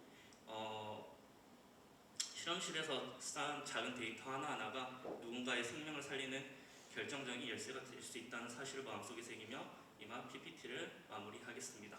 감사합니다. 저는 바이오3S라는 기업에서 현장실습을 진행하게 된 식품과학과 소속 송민호라고 합니다. 바이오3S 기업의 경우 작두콩에서 추출한 추출물을 바탕으로 손 소독제, 그리고 손 세정제를 만드는 기업입니다. 그렇기 때문에 저는 이번 해당 기업에서 현장실습 진행을 하면서 도전하는 정신, 성취의 뿌듯함을 다 같이 공유해보고자 이 발표 자료를 만들어 보았습니다. 발표 순서로는 첫 번째는 현장실습의 목표, 두 번째는 목표 달성을 위한 3가지, 세 번째, 네 번째, 다섯 번째로 좋았던 점, 어려웠던 점, 시도해보고 싶은 점, 마지막으로 회고 요약 순으로 발표를 진행할 예정입니다. 저는 그동안 대학 수업을 들으면서 정말 많은 강의와 정말 많은 학부 수업을 들었습니다. 하지만 그런 수업들이 이번 현장 실습 진행을 하면서 도움이 되었던 강의는 사실 크게 없었던 것 같다는 느낌을 받았는데요. 물론 매우 훌륭하신 교수님과 석박사 분들의 도움으로 제 지식적인 부분에서는 크게 함양되었지만 사실 실무적인 부분에서는 크게 도움을 받았다는 생각은 사실 못했습니다. 기업은 수익을 내고 매출을 올리기 위해서 신입사원을 채용합니다. 특히나 새로운 상품의 기획과 제작도 물론 중요하지만 식품과학 학생이 졸업생이라면 보통 품질관리, QC 쪽으로 진학을 하는 경우 대부분인데요. 보통 대량 생산, 대량화, 공정을 모르는 식품과학과 학생을 이익만을 중시하는 기업에서 뽑을 리가 없는 거죠. 그렇기 때문에 저는 이번 현장 실습을 통해서 학부 수업만으로는 채울 수 없었던 이런 갈증을 해소해보고자 현장 실습에 참여해보게 되었습니다. 이번 현장 실습의 목표를 총 3가지, 꾸준함, 문제 발생 및 해결, 그리고 체득으로 나누어 보았는데요. 조금 유치하다고 생각할 수도 있겠지만 사실 저도 그렇고 모든 대학생들이 가장 싫어하는 게 1교시 수업, 9시 수업입니다. 하지만 보통 대부분의 기업들은 9시 출근, 18시 퇴근을 원칙으로 하고 있죠. 또한 시간표를 자유롭게 짤 수 있다는 대학생들과 다르게 9to6라는 한정적인 일과를 가지고 있는 것들이 역시 직장인의 한계점입니다. 이번 현장 실습의 진행 시간은 종강과 동시에 기말고사가 끝난 직후 바로 진행되었기 때문에 사실 제 입장에서는 하루 만에 이렇게 직장인의 패턴으로 바꾼다는 게 저한테 굉장히 좀 힘들게 다가왔었는데요.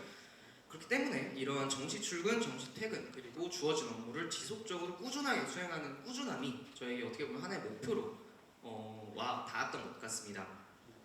두 번째는 실습 과정中발생했던 문제를 인지하고 이를 제 스스로 해결해 보려고 했었습니다. 실제로 실습을 진행을 하면서 그 제 사수분께서 하셨던 정확한 항바이러스 효과가 나타나는지를 확인하는 배양 실험을 진행을 했었는데요. 해당 배양 실험을 제가 직접 했을 때는 정확한 효능이 나타나지 않았습니다. 해당 문제를 인지를 하고 나서 어디서부터 문제가 된 것인가를 확인하기 위해서 추출 과정 전 공정을 확인해 보았는데, 사실 가장 처음에 원료 투입 단계에서 제가 손이 닿았던 뚜껑을 여는 뚜껑 손잡이 부분을 제가 소독을 안 하는 것이 원인으로 확인이 되었습니다. 그 이후에 이해했던 문제 발생 부분을 확인을 하고 다시 소독 후에 다시 공정을 돌려서 추출물을 추출하였을 때 정상적으로 항바이러스 효과가 나타나는 것을 확인을 하였습니다. 마지막으로는 익숙해진 업무를 조금 보다 정확하고 빠르게 해결해 보고 싶었는데요. 그동안 배웠던 생산 공정 혹은 공정 업무 등이 제 몸에 체득되어서 이 점보다 더 빠르고 정확한 일처리 가능했던 것으로 보고 있습니다. 실제 기업의 사원으로 들어가서 일을 본 것은 사실 학부생으로서는 접하기 어려운 경험이라고 생각을 합니다. 무엇보다 원하는 직무와 원하는 기업에 제가 지원해서 들어갈 수 있다는 것은 사실 굉장히 큰 축복이라고 생각을 하는데요. 우측에 보시는 진공 포장된 것은 사실 제균 필터로 균이 존재할 수 있는 가장 작은 단위 0.2 마이크로미터의 크기의 필터를 가지고 있어서 위에서 아래로 원액을 추출을 하게 되면 균이 아예 없는 무균 상태의 원액이 추출될 때 사용하는 필터입니다. 사실 이 필터 자체도 굉장히 고가이고 학부생으로서는 사실 쉽게 만질 수 없는 고가의 장비이기 때문에 이번 현장 실습이라는 좋은 기회를 얻어서 이런 고가의 장비도 만져보고 직접 실험을 해보며 정말 좋은 경험을 했었던 것 같습니다. 가장 어려웠던 점과 문제점으로는 사실 4가지를 꼽아봤습니다. 첫 번째는 원료 보관 방식, 두 번째는 정확한 원료의 측량의 제한, 세 번째는 제균 필터 사용 및 제균 공정, 네 번째는 기업 자체의 공정 방식입니다. 첫 번째로 원료 보관 방식의 경우 기존의 원재료들이 대량 분말 포대 형식으로 오기 때문에 이거를 보관할 수 있는 온습도가 조절이 가능한 창고가 따로 존재하지 않아서 그냥 일반적인 창고에 무분별하게 방치되어 있는 경우가 많았고요. 두 번째는 정확한 원료 측량에 제한이 있었던 부분이 사실 점도에 따라서 정확한 원료가 측정하기 어렵습니다. 측량하는 과정에 비커 양쪽 면에 원하는 점도가 높은 상품이 있을 경우에 그게 묻어서 정확히 어느 만큼의 용량이 들어갔는지 저희가 확인하기 어렵기 때문에 이런 정확한 원료 측량의 제한 부분에서도 어려웠던 점이 있었고요. 세 번째는 제균 필터 및 제균 공정 부분인데요. 아까 보여드렸던 그 제균 필터를 사용하는 공정인데 크기가 워낙 작다 보니까 대량 시료를 한 번에 여과하기가 사실 조금 어렵습니다. 그래서 또한 해당 제균 필터는 일회용이다 보니까 계속해서 필터를 갈아줘야 된다는 부작용 역시 존재했습니다. 그리고 마지막으로 기업 자체의 공정 방식의 경우에는 사실 제가 이번에 체험했던 바이오3S 같은 경우는 사무 업무, 생산 공정, 그리고 유통 이 모든 과정이 사실 좀 과하다 싶을 정도로 장소가 서로 떨어져 있었습니다. 생산 업무 같은 경우는 학교 내에서 진행을 했고요. 사무 업무는 학교 바로 앞에 있었지만 유통하는 곳은 첨단에 있었을 정도로 정말 어떻게 보면 굉장히 너무나도 과한 거리를 가지고 있었습니다. 그렇기 때문에 소수의 인원이 많은 일을 담당을 했고 모든 공정 프로세스가 상당히 많은 인력과 시간을 요구한다고 느꼈기 때문에 사실 이 부분은 중소기업의 한계점이라고 생각을 해서 이번 발표에 넣어봤습니다. 다음으로는 제가 다음에 동일한 현장 실습을 진행을 하게 된다면 보다 능동적인 업무와 실험을 수행해 보려 합니다. 좌측에 보시는 그림은 저희 사수분께서 저한테 주셨던 실험 방식 레시피입니다. 저는 그동안 주어주신 자료를 가지고 원료를 얼만큼 넣고 몇 킬로를 넣고 증류수를 얼마를 넣어야 되는지 정말 주어진 틀 안에서만 진행을 했었는데요. 다음 현장 실습에 참여할 때는 제가 사수분께요. 요 원료 혹시 요만큼 더 넣으면 괜찮지 않을까요? 증류수 요만큼 더 넣으면 혼합률이 더 높아질 것 같은데 라는 의견도 제안을 해보면서 보다 능동적인 업무를 수행해보고 싶습니다. 마지막으로 회고 요약하면서 마무리해보려 하는데요. 사실 이 부분 준비를 하면서 조금 걱정을 많이 했습니다. 우선 첫 번째로 좋았던 점으로는 사실 아까도 말씀드렸다시피 학부생으로서는 정말 쉽게 급하기 어려운 경험이었고 사실 제 입장에서는 한 달 정도 단기로 진행을 했기 때문에 단기 체험형 인턴 같은 느낌도 들었습니다. 또한 기존에 학습했던 전공 지식이 그렇게 많이 반영되진 않았지만 어느 정도 그래도 반영되었어. 이거를 어떻게 활용하고 실무에 어떻게 적용이 되고 이 성분들이 어떻게 혼합이 돼서 어떤 성분을 만드는지까지 알 수 있었던 경험이었던 것 같습니다. 아쉬운 점으로는 사실 이번 현장 실습 프로그램에 약간 아쉬운 점을 적어봤는데요. 제 기준으로 제 주변의 동기들이 많은 현장 실습 지원을 했지만 사실 학교에서 지원하는 지원금의 차이가 조금 있었습니다. 그래서 이 부분에 조금 아쉬운 점이 있었고요. 두 번째는 타지 기업 같은 경우는 저는 광주에서 진행을 했기 때문에 기숙사를 이용을 하였지만 사실 타지에서 하는 학생들은 한 달 혹은 2달 정도의 단기로 월세를 구하거나 해야 되는 상황이 벌어지기 때문에 숙소 문제 역시 드러났습니다.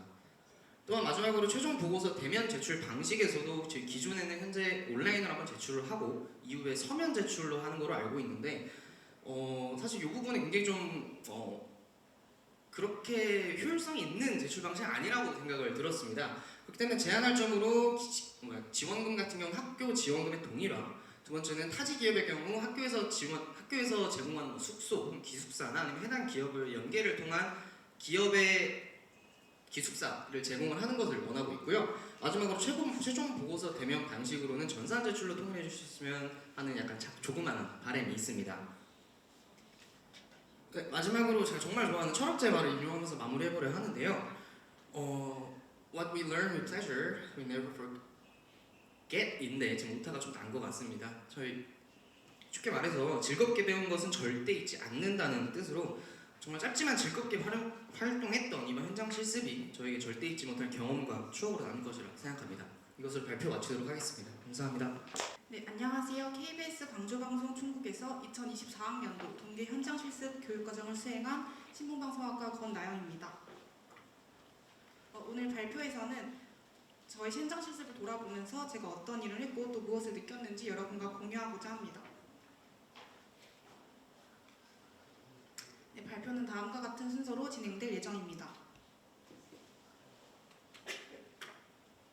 우선 제가 일했던 KBS 광주방송 총국에 대해 소개해드리겠습니다. 광주 KBS는 우리나라의 유일한 공영 방송국인 KBS 한국방송의 광주 지역국으로서 광주광역 시민들에게 지역의 소식을 전하는 역할을 하고 있는데요. 저는 이곳의 편성 제작국 뉴미디어 추진단에서 실습을 진행했습니다. 뉴미디어 추진단은 자체 프로그램을 진행과 더불어 광주 KBS의 소유의 유튜브 채널을 관리하고 또 유튜브 콘텐츠를 제작하고 있습니다. 저 역시도 이 뉴미디어 추진단에서 일하며 쇼핑 콘텐츠와 썸네일 제작 등의 업무를 수행했습니다.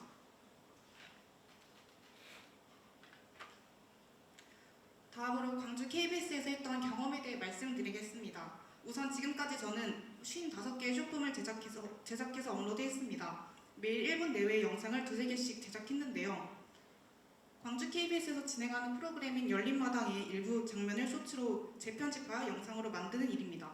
또한 2025년 신년을 맞이해 새 콘텐츠를 기획하기도 했습니다. 하지만 여객기 참사로 인해 방송국 업무가 중단되면서 실현시키지는 못했지만 콘텐츠를 직접 기획해보고 또 이 기획을 위해서 쇼폼 트렌드를 찾아보고 공부했던 경험만으로도 좋은 시간이 되었습니다. 그리고 현직에 계신 PD님으로부터 이 제가 기획한 콘텐츠에 대한 평가를 받을 수 있는 것도 소중한 기회였습니다. 네, 그리고 방송국 견학도 했었는데요. 생방송을 송출하는 기술국부터 뉴스룸, 스튜디오, 그리고 중계차까지 광주 KBS의 곳곳을 둘러보며 방송국의 프로그램 송출 시스템에 대해 배울 수 있었습니다. 또 지난달에는 토크쇼의 촬영 현장에 따라가서 오디오 수음, 현장 정리 등 촬영 보조 업무를 수행했습니다. TV로만 보던 촬영 현장을 직접 체험해볼 수 있어 뜻깊은 시간이었습니다. 이렇게 저는 2달 동안 정말 다양한 경험을 할 수 있었는데요.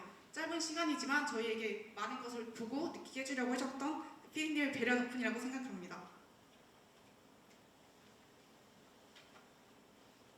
네, 다음은 현장 실습을 하면서 했던 노력과 이뤄낸 성과에 대해 말씀드리겠습니다. 저는 사실 동아리나 대외 활동을 통해서 영상 편집을 하는 것에는 익숙했지만 콘텐츠 소재를 찾아내는 눈이 부족한 탓에 초반에는 좀 어려움을 겪었습니다. 평균 조회수도 계속 800에서 900회에 머물러가지고 좀 고민이 많았었는데요. 이에 타 지역국 유튜브 채널을 좀 찾아보거나 배경음악, 효과음, 아이콘 등의 영상 소스를 다양하게 활용해보면서 다양한 노력을 좀 기울여 보았습니다. 그리고 또한 저희 광주 KBS의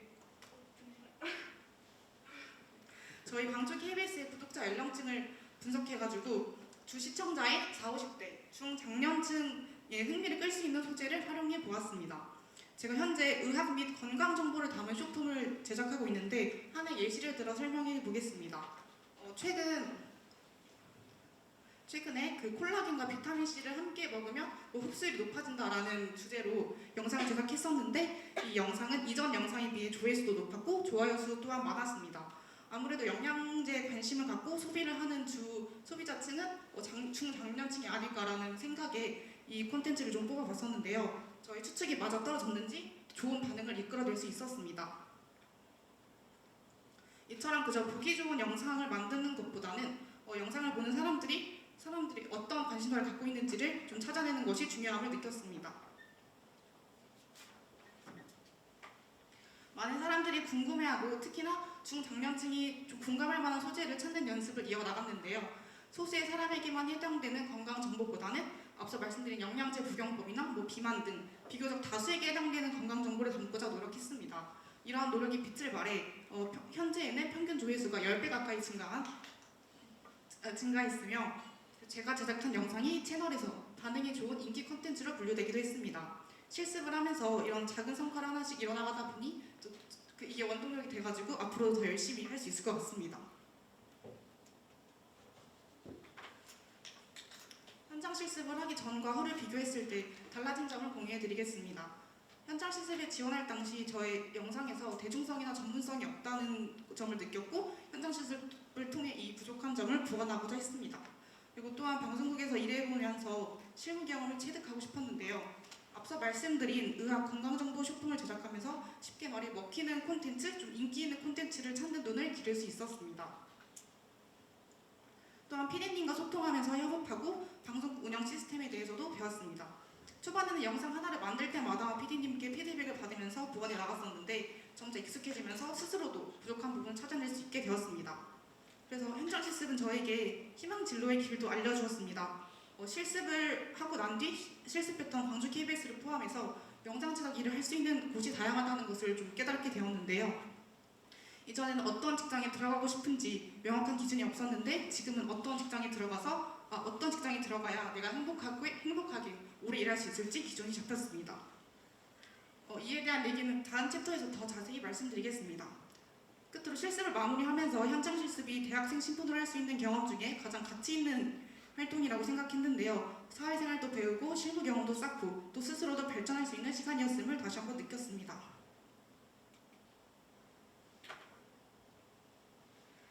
끝으로 앞으로 졸업을 1년 앞둔 지금 저희 향후 목표에 대해 말씀드리겠습니다.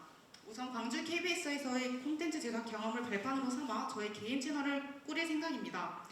방송국에서 매일 영상을 제작하면서 그럼 내가 만들고 싶은 영상은 과연 무엇일까? 나는 어떤 영상에 어떤 이야기를 담고 싶어 하는가라는 질문에 대해 생각해 보았습니다. 저는 좋아하는 것이 참 많은 사람인데요. 그렇기에 저를 표현할 수 있는 키워드도 정말 많다고 생각합니다.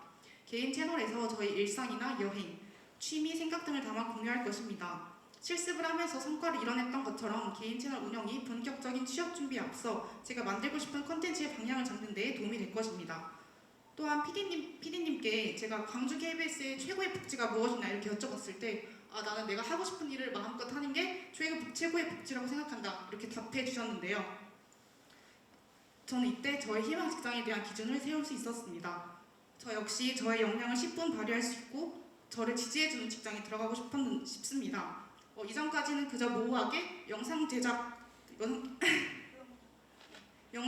하고 싶다 이렇게만 생각했었는데 적힌 것처럼 방송국이나 광고회사, 공기업 그리고 프리랜서 등 제가 두드려볼 수 있는 문이 많다는 것을 알게 되었습니다. 그래서 졸업 전까지 구체적으로 어떤 직무에 일을 하고 싶은지 그리고 이 직무에 일하기 위해서 어떤 역량이 필요한지를 찾는 것이 제 목표입니다. 그저 좋아한다는 이유만으로 영상 제작을 밀고 나가도 될지 고민하는 때에 현장 실습을 하게 되었고 이를 통해 정말 많은 것을 배웠다고 생각합니다. 이상으로 발표 마치겠습니다. 경청해주셔서 감사합니다. 저는 2024년 7월부터 12월까지 6개월간 샘표라는 식품 기업에서 현장 실습 진행한 식품공학과 김보아라고 합니다.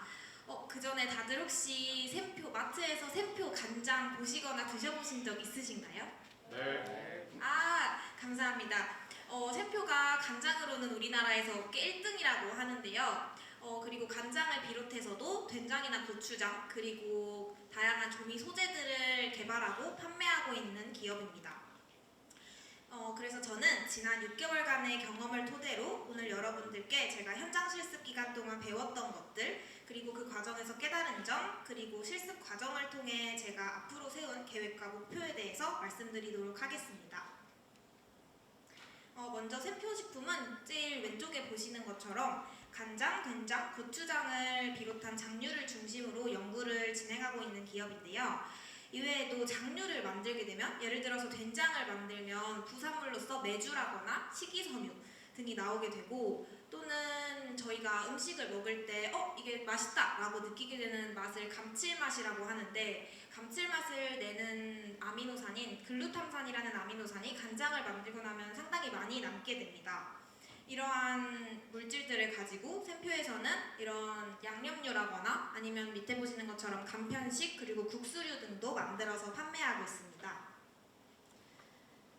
그리고 이렇게 하위 브랜드를 만들어서 다양한 소스류들을 판매하고 있는데요. 저도 여기 보이시는 것처럼 질러 육포라거나 요리 에센스 연두 그리고 이탈리아 스파게티 소스인 폰타나 그리고 티아시아 커리 등의 이런 소스류들이 샘표에서 만들어진 소스류라는 것을 일을 하면서 알게 되었습니다. 그리고 다음으로는 연구소 내에서 하는 연구 분야에 따라서 나누어져 있는 팀을 소개해드리도록 하겠습니다.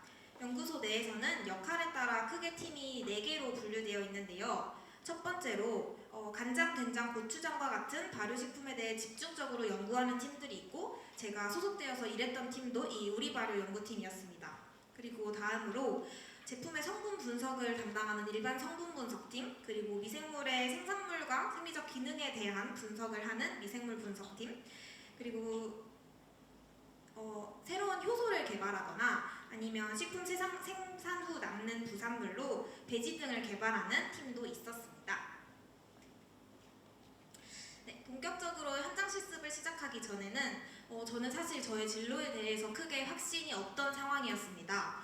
대학에서는 식품공학을 전공하였고 또 졸업 예정이었지만 전공을 살려갈 수 있는 진로인 품질관리직에는 크게 관심이 없는 상태였고 또 다른 진로인 연구개발직은 그게 되기 위해서 대학원에 가서 2년간 더 공부를 하여 석사 학위를 취득해야 한다는 것이 저에게는 부담으로 다가와서 졸업 후 진로에 대해서 고민이 많은 상황이었습니다. 따라서 저는 샘표식품의 현장 실습생으로 지원하면서 실제 회사의 연구소라는 환경에서 조직이 어떻게 돌아가는지를 익히고 그리고 6개월간의 시간 동안 여러 프로젝트와 실험 과정에 직접 참여하며 이 시간을 저의 진로를 결정하는 시간으로 써야겠다고 마음먹었습니다. 샘표식품의 현장 실습생으로서 제가 소속되어 있던 팀은 간장을 주 베이스로 이용해서 이걸 다양한 종류의 맛과 향을 내는 조미 소재를 개발해내는 일을 하는 팀이었습니다. 주로 교반이라거나 고온 고압 반응, 가열 반응, 탈염 실험, 이거는 소금기를 제거해내는 실험이고요. 그리고 분무 건조 실험, 여과, 그리고 마지막으로 요리 과정을 거쳐서 관능 평가를 하는 실험까지 수행하였습니다. 그리고 일반 분석 실험이나 미생물 실험도 필요할 때마다 참여하였고 회사 내에 있는 생산동의 모니터링 과정에 직접 참여하거나 간장을 만드는 공장에 방문하여 시설을 살펴보기도 하였습니다. 이런 일련의 과정들 속에서 저는 실험에 익숙해지게 되었고 점점 이 일을 직업으로 삼아도 잘 해낼 수 있겠다고 느끼게 되었습니다. 그리고 이제 와서 생각해보면 실습생이라는 입장도 상당히 진로 탐색에 있어서는 유리한 위치였다고 생각합니다. 하나의 분야만을 전문적으로 연구하는 연구원이 아니라 실습생이었기 때문에 어떤 하나의 일을 엄청 전문적으로 연구하기보다는 상대적으로 다양한 일과 실험들을 많이 배울 수 있었고 그리고 이는 추후에 제가 주체가 되어 진행하고 싶은 연구 분야가 어떤 것인지를 결정하는 데 크게 도움이 되었습니다. 그리고 그 분야에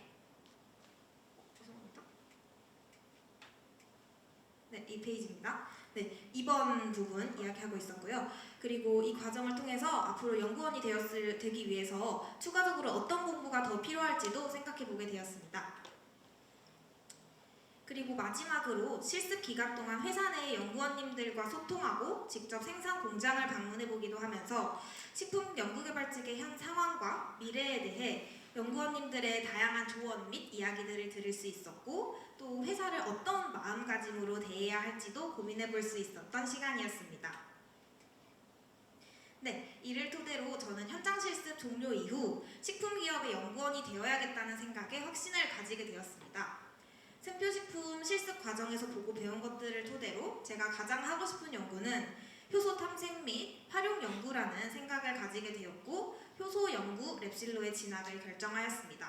따라서 현재는 대학원 석사 과정생으로서 공부와 실험을 이어나가고 있습니다. 네, 저의 최종적인 목표는 이런 자연 원물들을 사용하여 건강하면서도 맛있는 식품을 개발해내는 것입니다. 이를 향해서 앞으로도 열정적으로 배우며 도전을 게을리하지 않는 하루하루를 보내겠습니다. 이상입니다. 감사합니다. 말씀해주신 것처럼 두 번째 KBS 현장 실습생입니다. 저도 이번 실습을 통해서 지역 콘텐츠의 가치와 미디어에서의 역할을 고민하게 되었는데요. 미디어 속 지역의 가치, 그 길을 걸으며 라는 주제로 제가 현장 실습을 통해 배우고 성장한 과정을 공유하고자 합니다.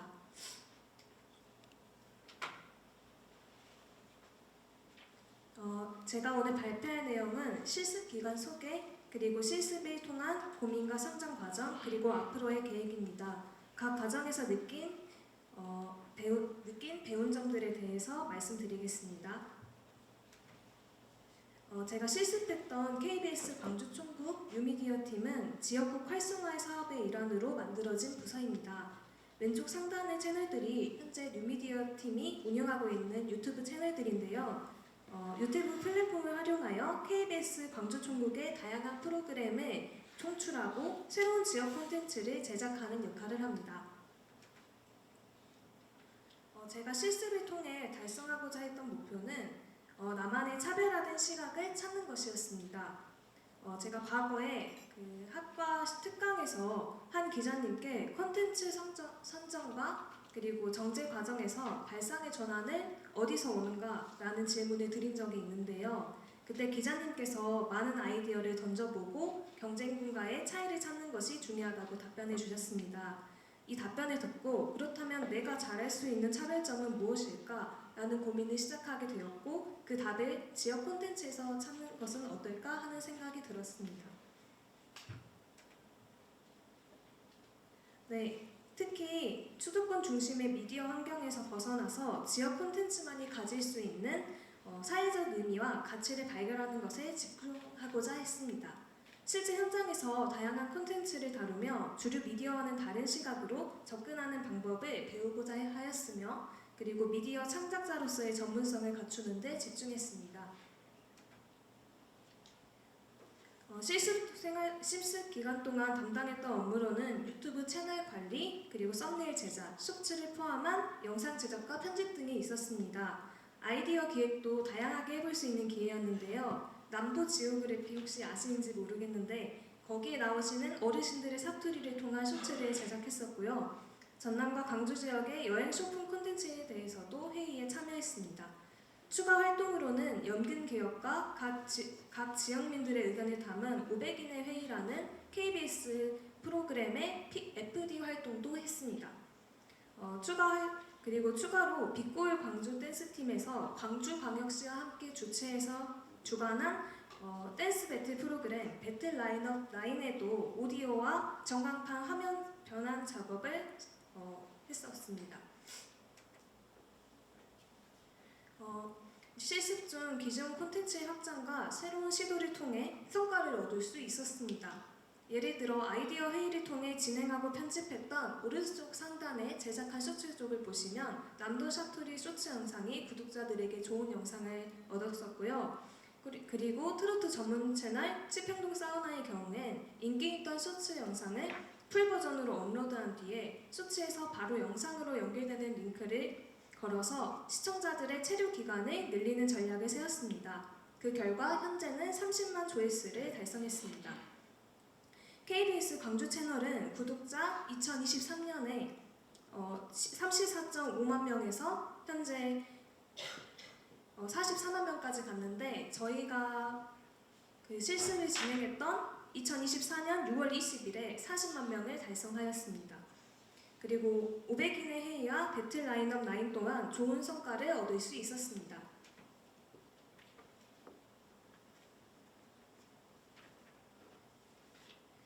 저는 실습 초기에 경험과 스킬이 부족해서 어려움을 겪었었는데요. 포토샵을 아예 처음 접했었고 영상 편집도 기초 수준이었기 때문에 업로드 전에 팀원들에게 피드백을 받아가며 수정하는 과정을 거쳤었습니다.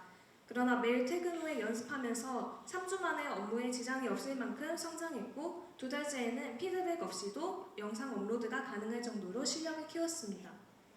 이번 실습을 통해 기술적인 성장뿐만이 아니라 미디어 기획자로서의 시각과 태도도 배울 수 있었는데요. 특히 공영방송이 콘텐츠를 제작할 때 지켜야 할 정치적 중립성과 다양한 주의사항을 직접 경험하면서 콘텐츠 기획자의 역할이 단순한 제작을 넘어 사회적 영향력을 고려해야 한다는 점을 깨달았습니다. 또한 시청자들의 반응을 분석하고 관심 있는 콘텐츠를 찾아 기획하는 과정에서 미디어의 흐름을 이해하는 방식을 익힐 수 있었습니다. 앞으로의 계획인데요. 이번 실습 경험을 바탕으로 저는 미디어 기획자 혹은 콘텐츠 제작자로 성장하고자 합니다. 올해 하반기엔 KBS 방송 아카데미에 참여해서 실무 지식에 대한 전문성을 조금 더 다질 계획이고요. 그리고 KBS가 진행하는 시청자 참여 채널이 있는데 열린 채널이라고 하는 프로그램입니다. 그래서 여기에 방영된 콘텐츠를 직접 제작해 보려고 할 것이고요. 2026년에는 광주와 전남 지역 방송사의 지원에 수도권 중심의 미디어 환경에서 소외될 수 있는 지역 콘텐츠의 가치를 재조명하고 차별화된 시각을 담아내는 역할을 하고 싶습니다. 이를 위해 앞으로도 미디어 기획과 영상 편집 기술을 지속적으로 발전시키며 독립적인 창작자로 성장하고 싶습니다. 이상으로 발표를 마치겠습니다. 감사합니다. 기계공학부 윤현준 현장 실습 수기 공모전 발표 시작하겠습니다. 우선 발표 진행 순서는 다음과 같습니다. 배경, 과정, 결과, 느낀 점 순서대로 진행하겠습니다. 우선 저는 실습 배경으로 저는 지난 학기 캡스톤 디자인으로 RC카를 직접 조립해서 센서들을 결합한 뒤에 이 왼쪽 벽과 1m를 유지하면서 저희 기계공학과 지하 1층 건물을 엔터키 하나로 자율주행할 수 있는 그런 알고리즘을 구현해서 이때부터 로봇에 대한 그런 관심이 생겼고 엔지니어 개발자에 대해서 고민해봤었습니다. 옆에 있는 원래 영상인데 이렇게 쭉 앞으로 갔다가 좌회전하고 이 디귿자 형태를 자율주행하는 영상인데 이번에 PDF로 잘려서 이제 잘 안 보입니다. 그렇게 이제 캡스톤 디자인을 하면서 이제 저희는 캡스톤 디자인을 하면 교수님과 정기적으로 주마다 미팅을 가지게 되는데 미팅 하다가 이제 현장 실습으로 UX 팩토리에 로봇 응용 개발 직무가 나왔다. 한번 해보는 게 어떠냐라고 말씀을 하셔서 저도 이렇게 개발을 직접 해보는 건 좋은 경험일 것 같아서 지원을 하게 되었습니다. 그래서 UX 팩토리에 대해서 간단히 조사해본 결과 UX 팩토리는 경기도 판교에 위치한 이제 저희가 요즘 AI가 발달하면서 데이터 처리를 클라우드 중심으로 하게 되는데 이 클라우드 말고 주변에 엣지부를 활용한 엣지 컴퓨팅을 해서 저전력 고효율로 이런 계산을 하는 반도체 회로를 설계하는 그런 팹리스 스타트업 기업이었습니다. 그래서 저희는 로봇 자율주행 직무를 수행해야 하기 때문에 이 로봇 자율주행 직무에 대해서 자세히 알아봤습니다. 로봇 자율주행 직무는 우선 슬램이라는 과정을 거친 뒤 모션 플래닝을 한 후 동작을 하게 됩니다. 이 슬램은 센서가 이제 라이다랑 이제 카메라와 같은 종류가 있는데 이 센서에 따라서 다르게 지도가 형성이 되고 아래는 이제 좀 어려울 수도 있지만 2D 라이다라는 센서로 했을 때의 지도와 이 3D 라이다라는 센서로 했을 때 나온 슬램을 예시로 가져와봤습니다. 이 3D 슬램 그냥 말 그대로 저희 게임이나 그런 거 할 때 맵 같은 게 만들어진다고 생각하시면 됩니다. 이렇게 만들어진 맵을 바탕으로 이제 옆에 모션 플래닝이라는 이제 최적의 경로를 생성하는 알고리즘을 거친 후 동작을 하게 되는데 이런 알고리즘이 적용된 사례가 저희 실생활에서 볼 수 있는 이제 로봇 청소기 그리고 식당 서빙 로봇 이런 것들을 볼 수 있습니다. 그래서 저희는 이틀차에 저희 자기소개 세미나를 진행한 뒤 간단하게 왼쪽 위에 있는 이 퀄컴의 RB5라는 기기를 받게 되었고 저희가 4주밖에 안 됐기 때문에 이 3D RB5라는 키트로 3D 샤프를 획득하라는 말씀이 있으셔서 이 방안에 대해서 팀원과 함께 고민을 했습니다. 고민한 결과 저희가 기존에 알고 있었던 ORB 슬랩 3를 지난 캡스톤에 사용했던 로스트를 활용해서 진행하면 어떨까라고 판단했고 해당 이제 카메라와 이제 IMU의 센서 데이터를 받아서 슬램을 진행하는 방안으로 계획을 세워봤습니다. 구체적으로 프로젝트를 진행할 때는 우선 이제 카메라와 IM의 데이터가 필요하기 때문에 저희가 사용했던 로스에서 100이라는 패키지를 활용해서 이 데이터를 저장했고요. 이 해당 저장한 데이터를 이제 저희는 이제 카메라가 서로 이제 어디 있는지 인식을 해야 되기 때문에 저런 과정이 필요합니다. 그래서 해당 과정을 진행하면서 이 방식을 모노 이너셜이라는 방식으로 바뀌게 됐고 이렇게 설정된 환경을 바탕으로 공간을 촬영했습니다. 공간을 촬영한 후 해당 데이터를 다시 로스백으로 저장한 후 이제 슬램에 넣어서 이제 오른쪽 아래와 같은 지도를 만들었습니다. 이렇게 봤을 때 별로 깔끔해 보이지 않긴 하지만 거기서 직접 작업을 했던 제가 봤을 때는 공간 분할이 나름 잘 돼 있고 이제 생각보다 만족스러운 결과였습니다. 이제 왼쪽도 원래 실시간으로 이제 저희가 움직이면서 지도가 생기고 이제 밝기차에 의해서 특징점이 추출되는 그런 영상을 원래 담았었는데 이게 PDF로 바뀌어버렸고 이제 오른쪽은 슬램을 했을 때 결과물입니다. 다소 별로 지도 같지도 않고 깔끔해 보이지도 않지만 해당 결과를 좀 더 데이터를 전처리 하면은 더 나은 결과가 나올 수도 있고 저도 앞으로 더 할 것이기 때문에 이 결과에 그래도 만족할 수 있었습니다. 그리고 카메라 패스란 저기 파란색 길인데 이제 카메라가 지나간 길들을 저희가 이제 구글의 코랩이라는 사이트 코랩을 이용해서 파이썬으로 이제 시각화를 했을 때 다음과 같이 나타나는 것을 알 수 있었고 이렇게 결과가 마무리되었습니다.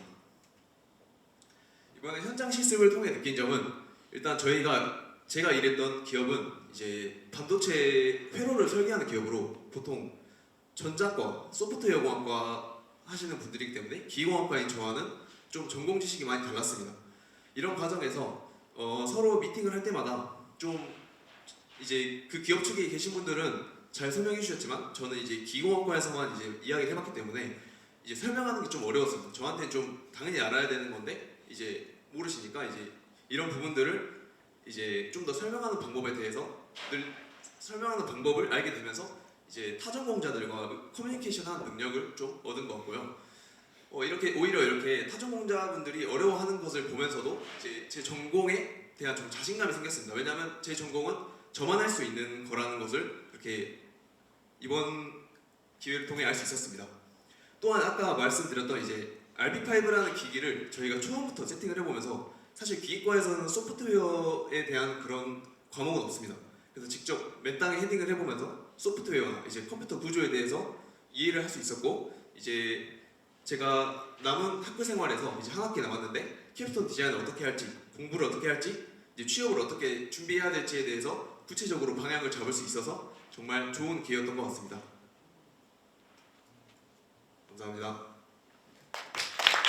안녕하십니까? 2024학년도 전남대학교 현장실습 성과 발표를 맡게 된 경영학부 김세희입니다. 먼저 발표에 앞서 제가 왜 어쩌다가 현장실습을 신청하게 되었는지 그 계기와 배경에 대해 말씀드리겠습니다. 저는 4학년 1학기에 한국부동산원에서 현장실습을 하게 되었습니다. 당시 진로를 선택하는 과정에서 공기업과 사기업 중 과연 어떤 기업이 나의 적성과 흥미에 맞을지에 관해 엄청 고민하던 시기였습니다. 그때 현장실습이라는 정말 좋은 교내 프로그램을 알게 되었고 실제로 기간에 근무하면서 실무 경험을 쌓을 수 있을 뿐더러 학종도 함께 이수할 수 있다는 것을 알게 되고 지체 없이 신청하게 되었습니다. 이것이 저의 대학 생활에서 진로 선택에 있어 가장 큰 전환점이 되었던 좋은 기회였던 것 같습니다. 발표 목차는 크게 실습 기간 소개, 현장 실습 달성 목표 및 계획, 부동산원에서의 이야기, 마지막으로 느낀 점 및 앞으로의 노력에 대해 발표하겠습니다. 먼저 실습 기간 소개입니다. 저는 최고의 부동산 전문 기관이라고 불리는 한국부동산원에서 3월부터 6월 약 4개월간 현장 실습생으로 근무하였습니다. 한국부동산원은 국토교통부 산하의 공기업으로서 부동산 통계 및 공시가격 산출, 시장 관리 등 다양한 부동산 사업을 수행하고 있습니다. 2024년에 정부의 부동산 정책 강화에 따라 기관의 중요성은 더욱 중요해지고 있으며 공정, 혁신, 상생을 핵심 가치로 국민에게 부동산 시장의 투명성과 신뢰성을 제공하고 있습니다. 다음 현장 실습에서의 달성 목표 및 계획입니다. 최근 몇 년간 부동산 시장의 급격한 변화와 전세 사기, 깡통 전세, 건설사 워크아웃 등 부동산 관련된 이슈가 크게 대두되었습니다. 그러나 이제 경영학과 학생이었던 저는 부동산에 대한 지식이 조금 부족하다고 생각하여 부동산에 관련된 그런 시사나 지식을 쌓고자 이런 목표를 세웠습니다. 그래서 제가 구체적으로 유닉이라는 핸드폰 어플을 깔았습니다. 이 유닉이라는 어플은 핸드폰으로 이제 자신이 원하는 분야에 관련된 기사를 매일 핸드폰으로 편리하게 볼 수 있는 어플입니다. 이를 통해 저는 현장 실습 중에서 매일 부동산 관련 기사를 1개 이상이라도 읽어보자 라고 계획을 세웠고 실제로 실습 중에 부동산 기사를 스크랩하여 저의 느낀점 또는 이런 부동산 시장 관련된 내용들을 정리함으로써 스크랩을 하였고 이것을 직원분들에게 스크랩한 파일을 제공함으로써 이 목표를 달성하였습니다. 다음으로 이제 엑셀이나 워드, 프로세스와 같은 업무 프로세스 등을 활용해서 직접 실무에 적용하고 싶었고 마지막으로 이 다양한 조직원들과 협업하면서 이런 조직 문화를 경험하고 적응하고 싶었습니다. 이를 토대로 저는 정말 다양한 부동산원에서 다양한 업무를 수행하였습니다. 먼저 지자체 및 시군구 공무원과 함께하는 주택도시 토지 공시 워크숍 행사를 준비하였고 다양한 회의 행사를 직원분들과 함께 준비하였습니다. 다양한 관계자들이 참여하기 때문에 직원분들과의 협업과 발빠른 업무 처리 능력을 향상할 수 있었습니다. 다음 사내 업무 회의에 참관하였습니다. 이를 통해서 현재 부동산 시장이 어떻게 흘러가고 있는지 또 한국부동산원이 어떤 사업을 중심적으로 해야 하는지에 관해 상세히 알 수 있었습니다. 또한 전남대 및 조선대학교 취업진로실과 미리 연락을 하여 채용설명회를 주최함으로써 한국부동산원을 학생들에게 알리고 또 공공기관에 취업을 원하는 학생들에게 좋은 프로그램을 제공하기도 하였습니다.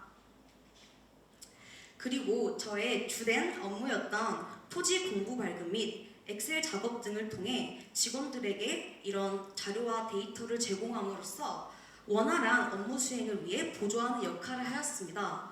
뿐만 아니라 공시가격 이의 신청과 관련된 민원 응대를 수행하면서 고객 중심 서비스를 제공하기도 하였습니다. 무엇보다도 사내 동아리, 회식, 생일 및 퇴임식 등 다양한 사내 활동에 참여하였습니다. 정말 좋은 직원분들과 함께 이 즐거운 시간을 보내고 또 같이 축하를 나눔으로써 정말 좋은 경험을 하였고 마지막으로 그 부동산원의 그 본부장님께서 저를 많이 예뻐해 주시고 또 좋은 조언도 많이 해주셔서 아직까지 항상 감사히 생각하고 있습니다. 이렇게 다양한 경험을 통해 느낀 점은 먼저 넓어진 시야와 관점입니다. 부동산원에서 실습을 하면서 부동산 관련된 지식과 시사 내용이 향상될 뿐더러 부동산이라는 것이 경영, 통계, 경제 등 다양한 학문들이 상호 유기적으로 연관되어 있다는 것을 알게 되고 더욱 흥미를 갖게 되었습니다. 또한 조직 문화와 조직 적응 능력도 함께 향상할 수 있었습니다. 두 번째로는 진로 선택 및 자기 개발입니다. 제가 매일 검토하는 부동산 통계 및 공시 가격에 관한 자료에 오류가 생긴다면 국민의 삶에 크고 작은 피해를 끼칠 수 있다는 생각이 들었습니다. 이에 책임감과 청렴의 정신을 갖게 되며 공직자에 대한 매력을 느꼈습니다. 또한 업무를 보조하면서 정말 데이터 역량의 필요성을 절실히 깨닫게 되었습니다. 현재 IT, AI, 빅데이터 등 첨단 산업이 발달함으로써 이에 발맞춰 저도 입사 후에도 끊임없이 자기 개발하고 또 데이터 관련된 자격증을 취득해야겠다는 또 다른 목표를 세우게 되었습니다. 최종적으로 저는 부동산, 보증, 주택기금에 관한 관심이 생겼고 국민에게 이로운 부동산 정책을 고안하고 제공하고 싶었습니다. 현재는 이런 주택공공기관의 입사를 준비 중이고 국민과 국가에 도움이 되는 사람이 되고 싶습니다. 전남대학교 현장실습은 단순히 실습이 아니라 스스로 성장하고 또 저의 진로를 채택할 수 있었던 정말 좋은 경험이었습니다. 앞으로 더 열심히 준비해서 제가 원하는 목표 기간에 들어가서 훗날 후배들에게 제 경험을 공유하고 또 조언을 줄 수 있는 그런 멋진 선배가 되고 싶습니다. 마지막으로 현장 실습 지원팀에게 감사의 인사의 말씀을 드리며 지금까지 발표를 경청해 주셔서 감사합니다.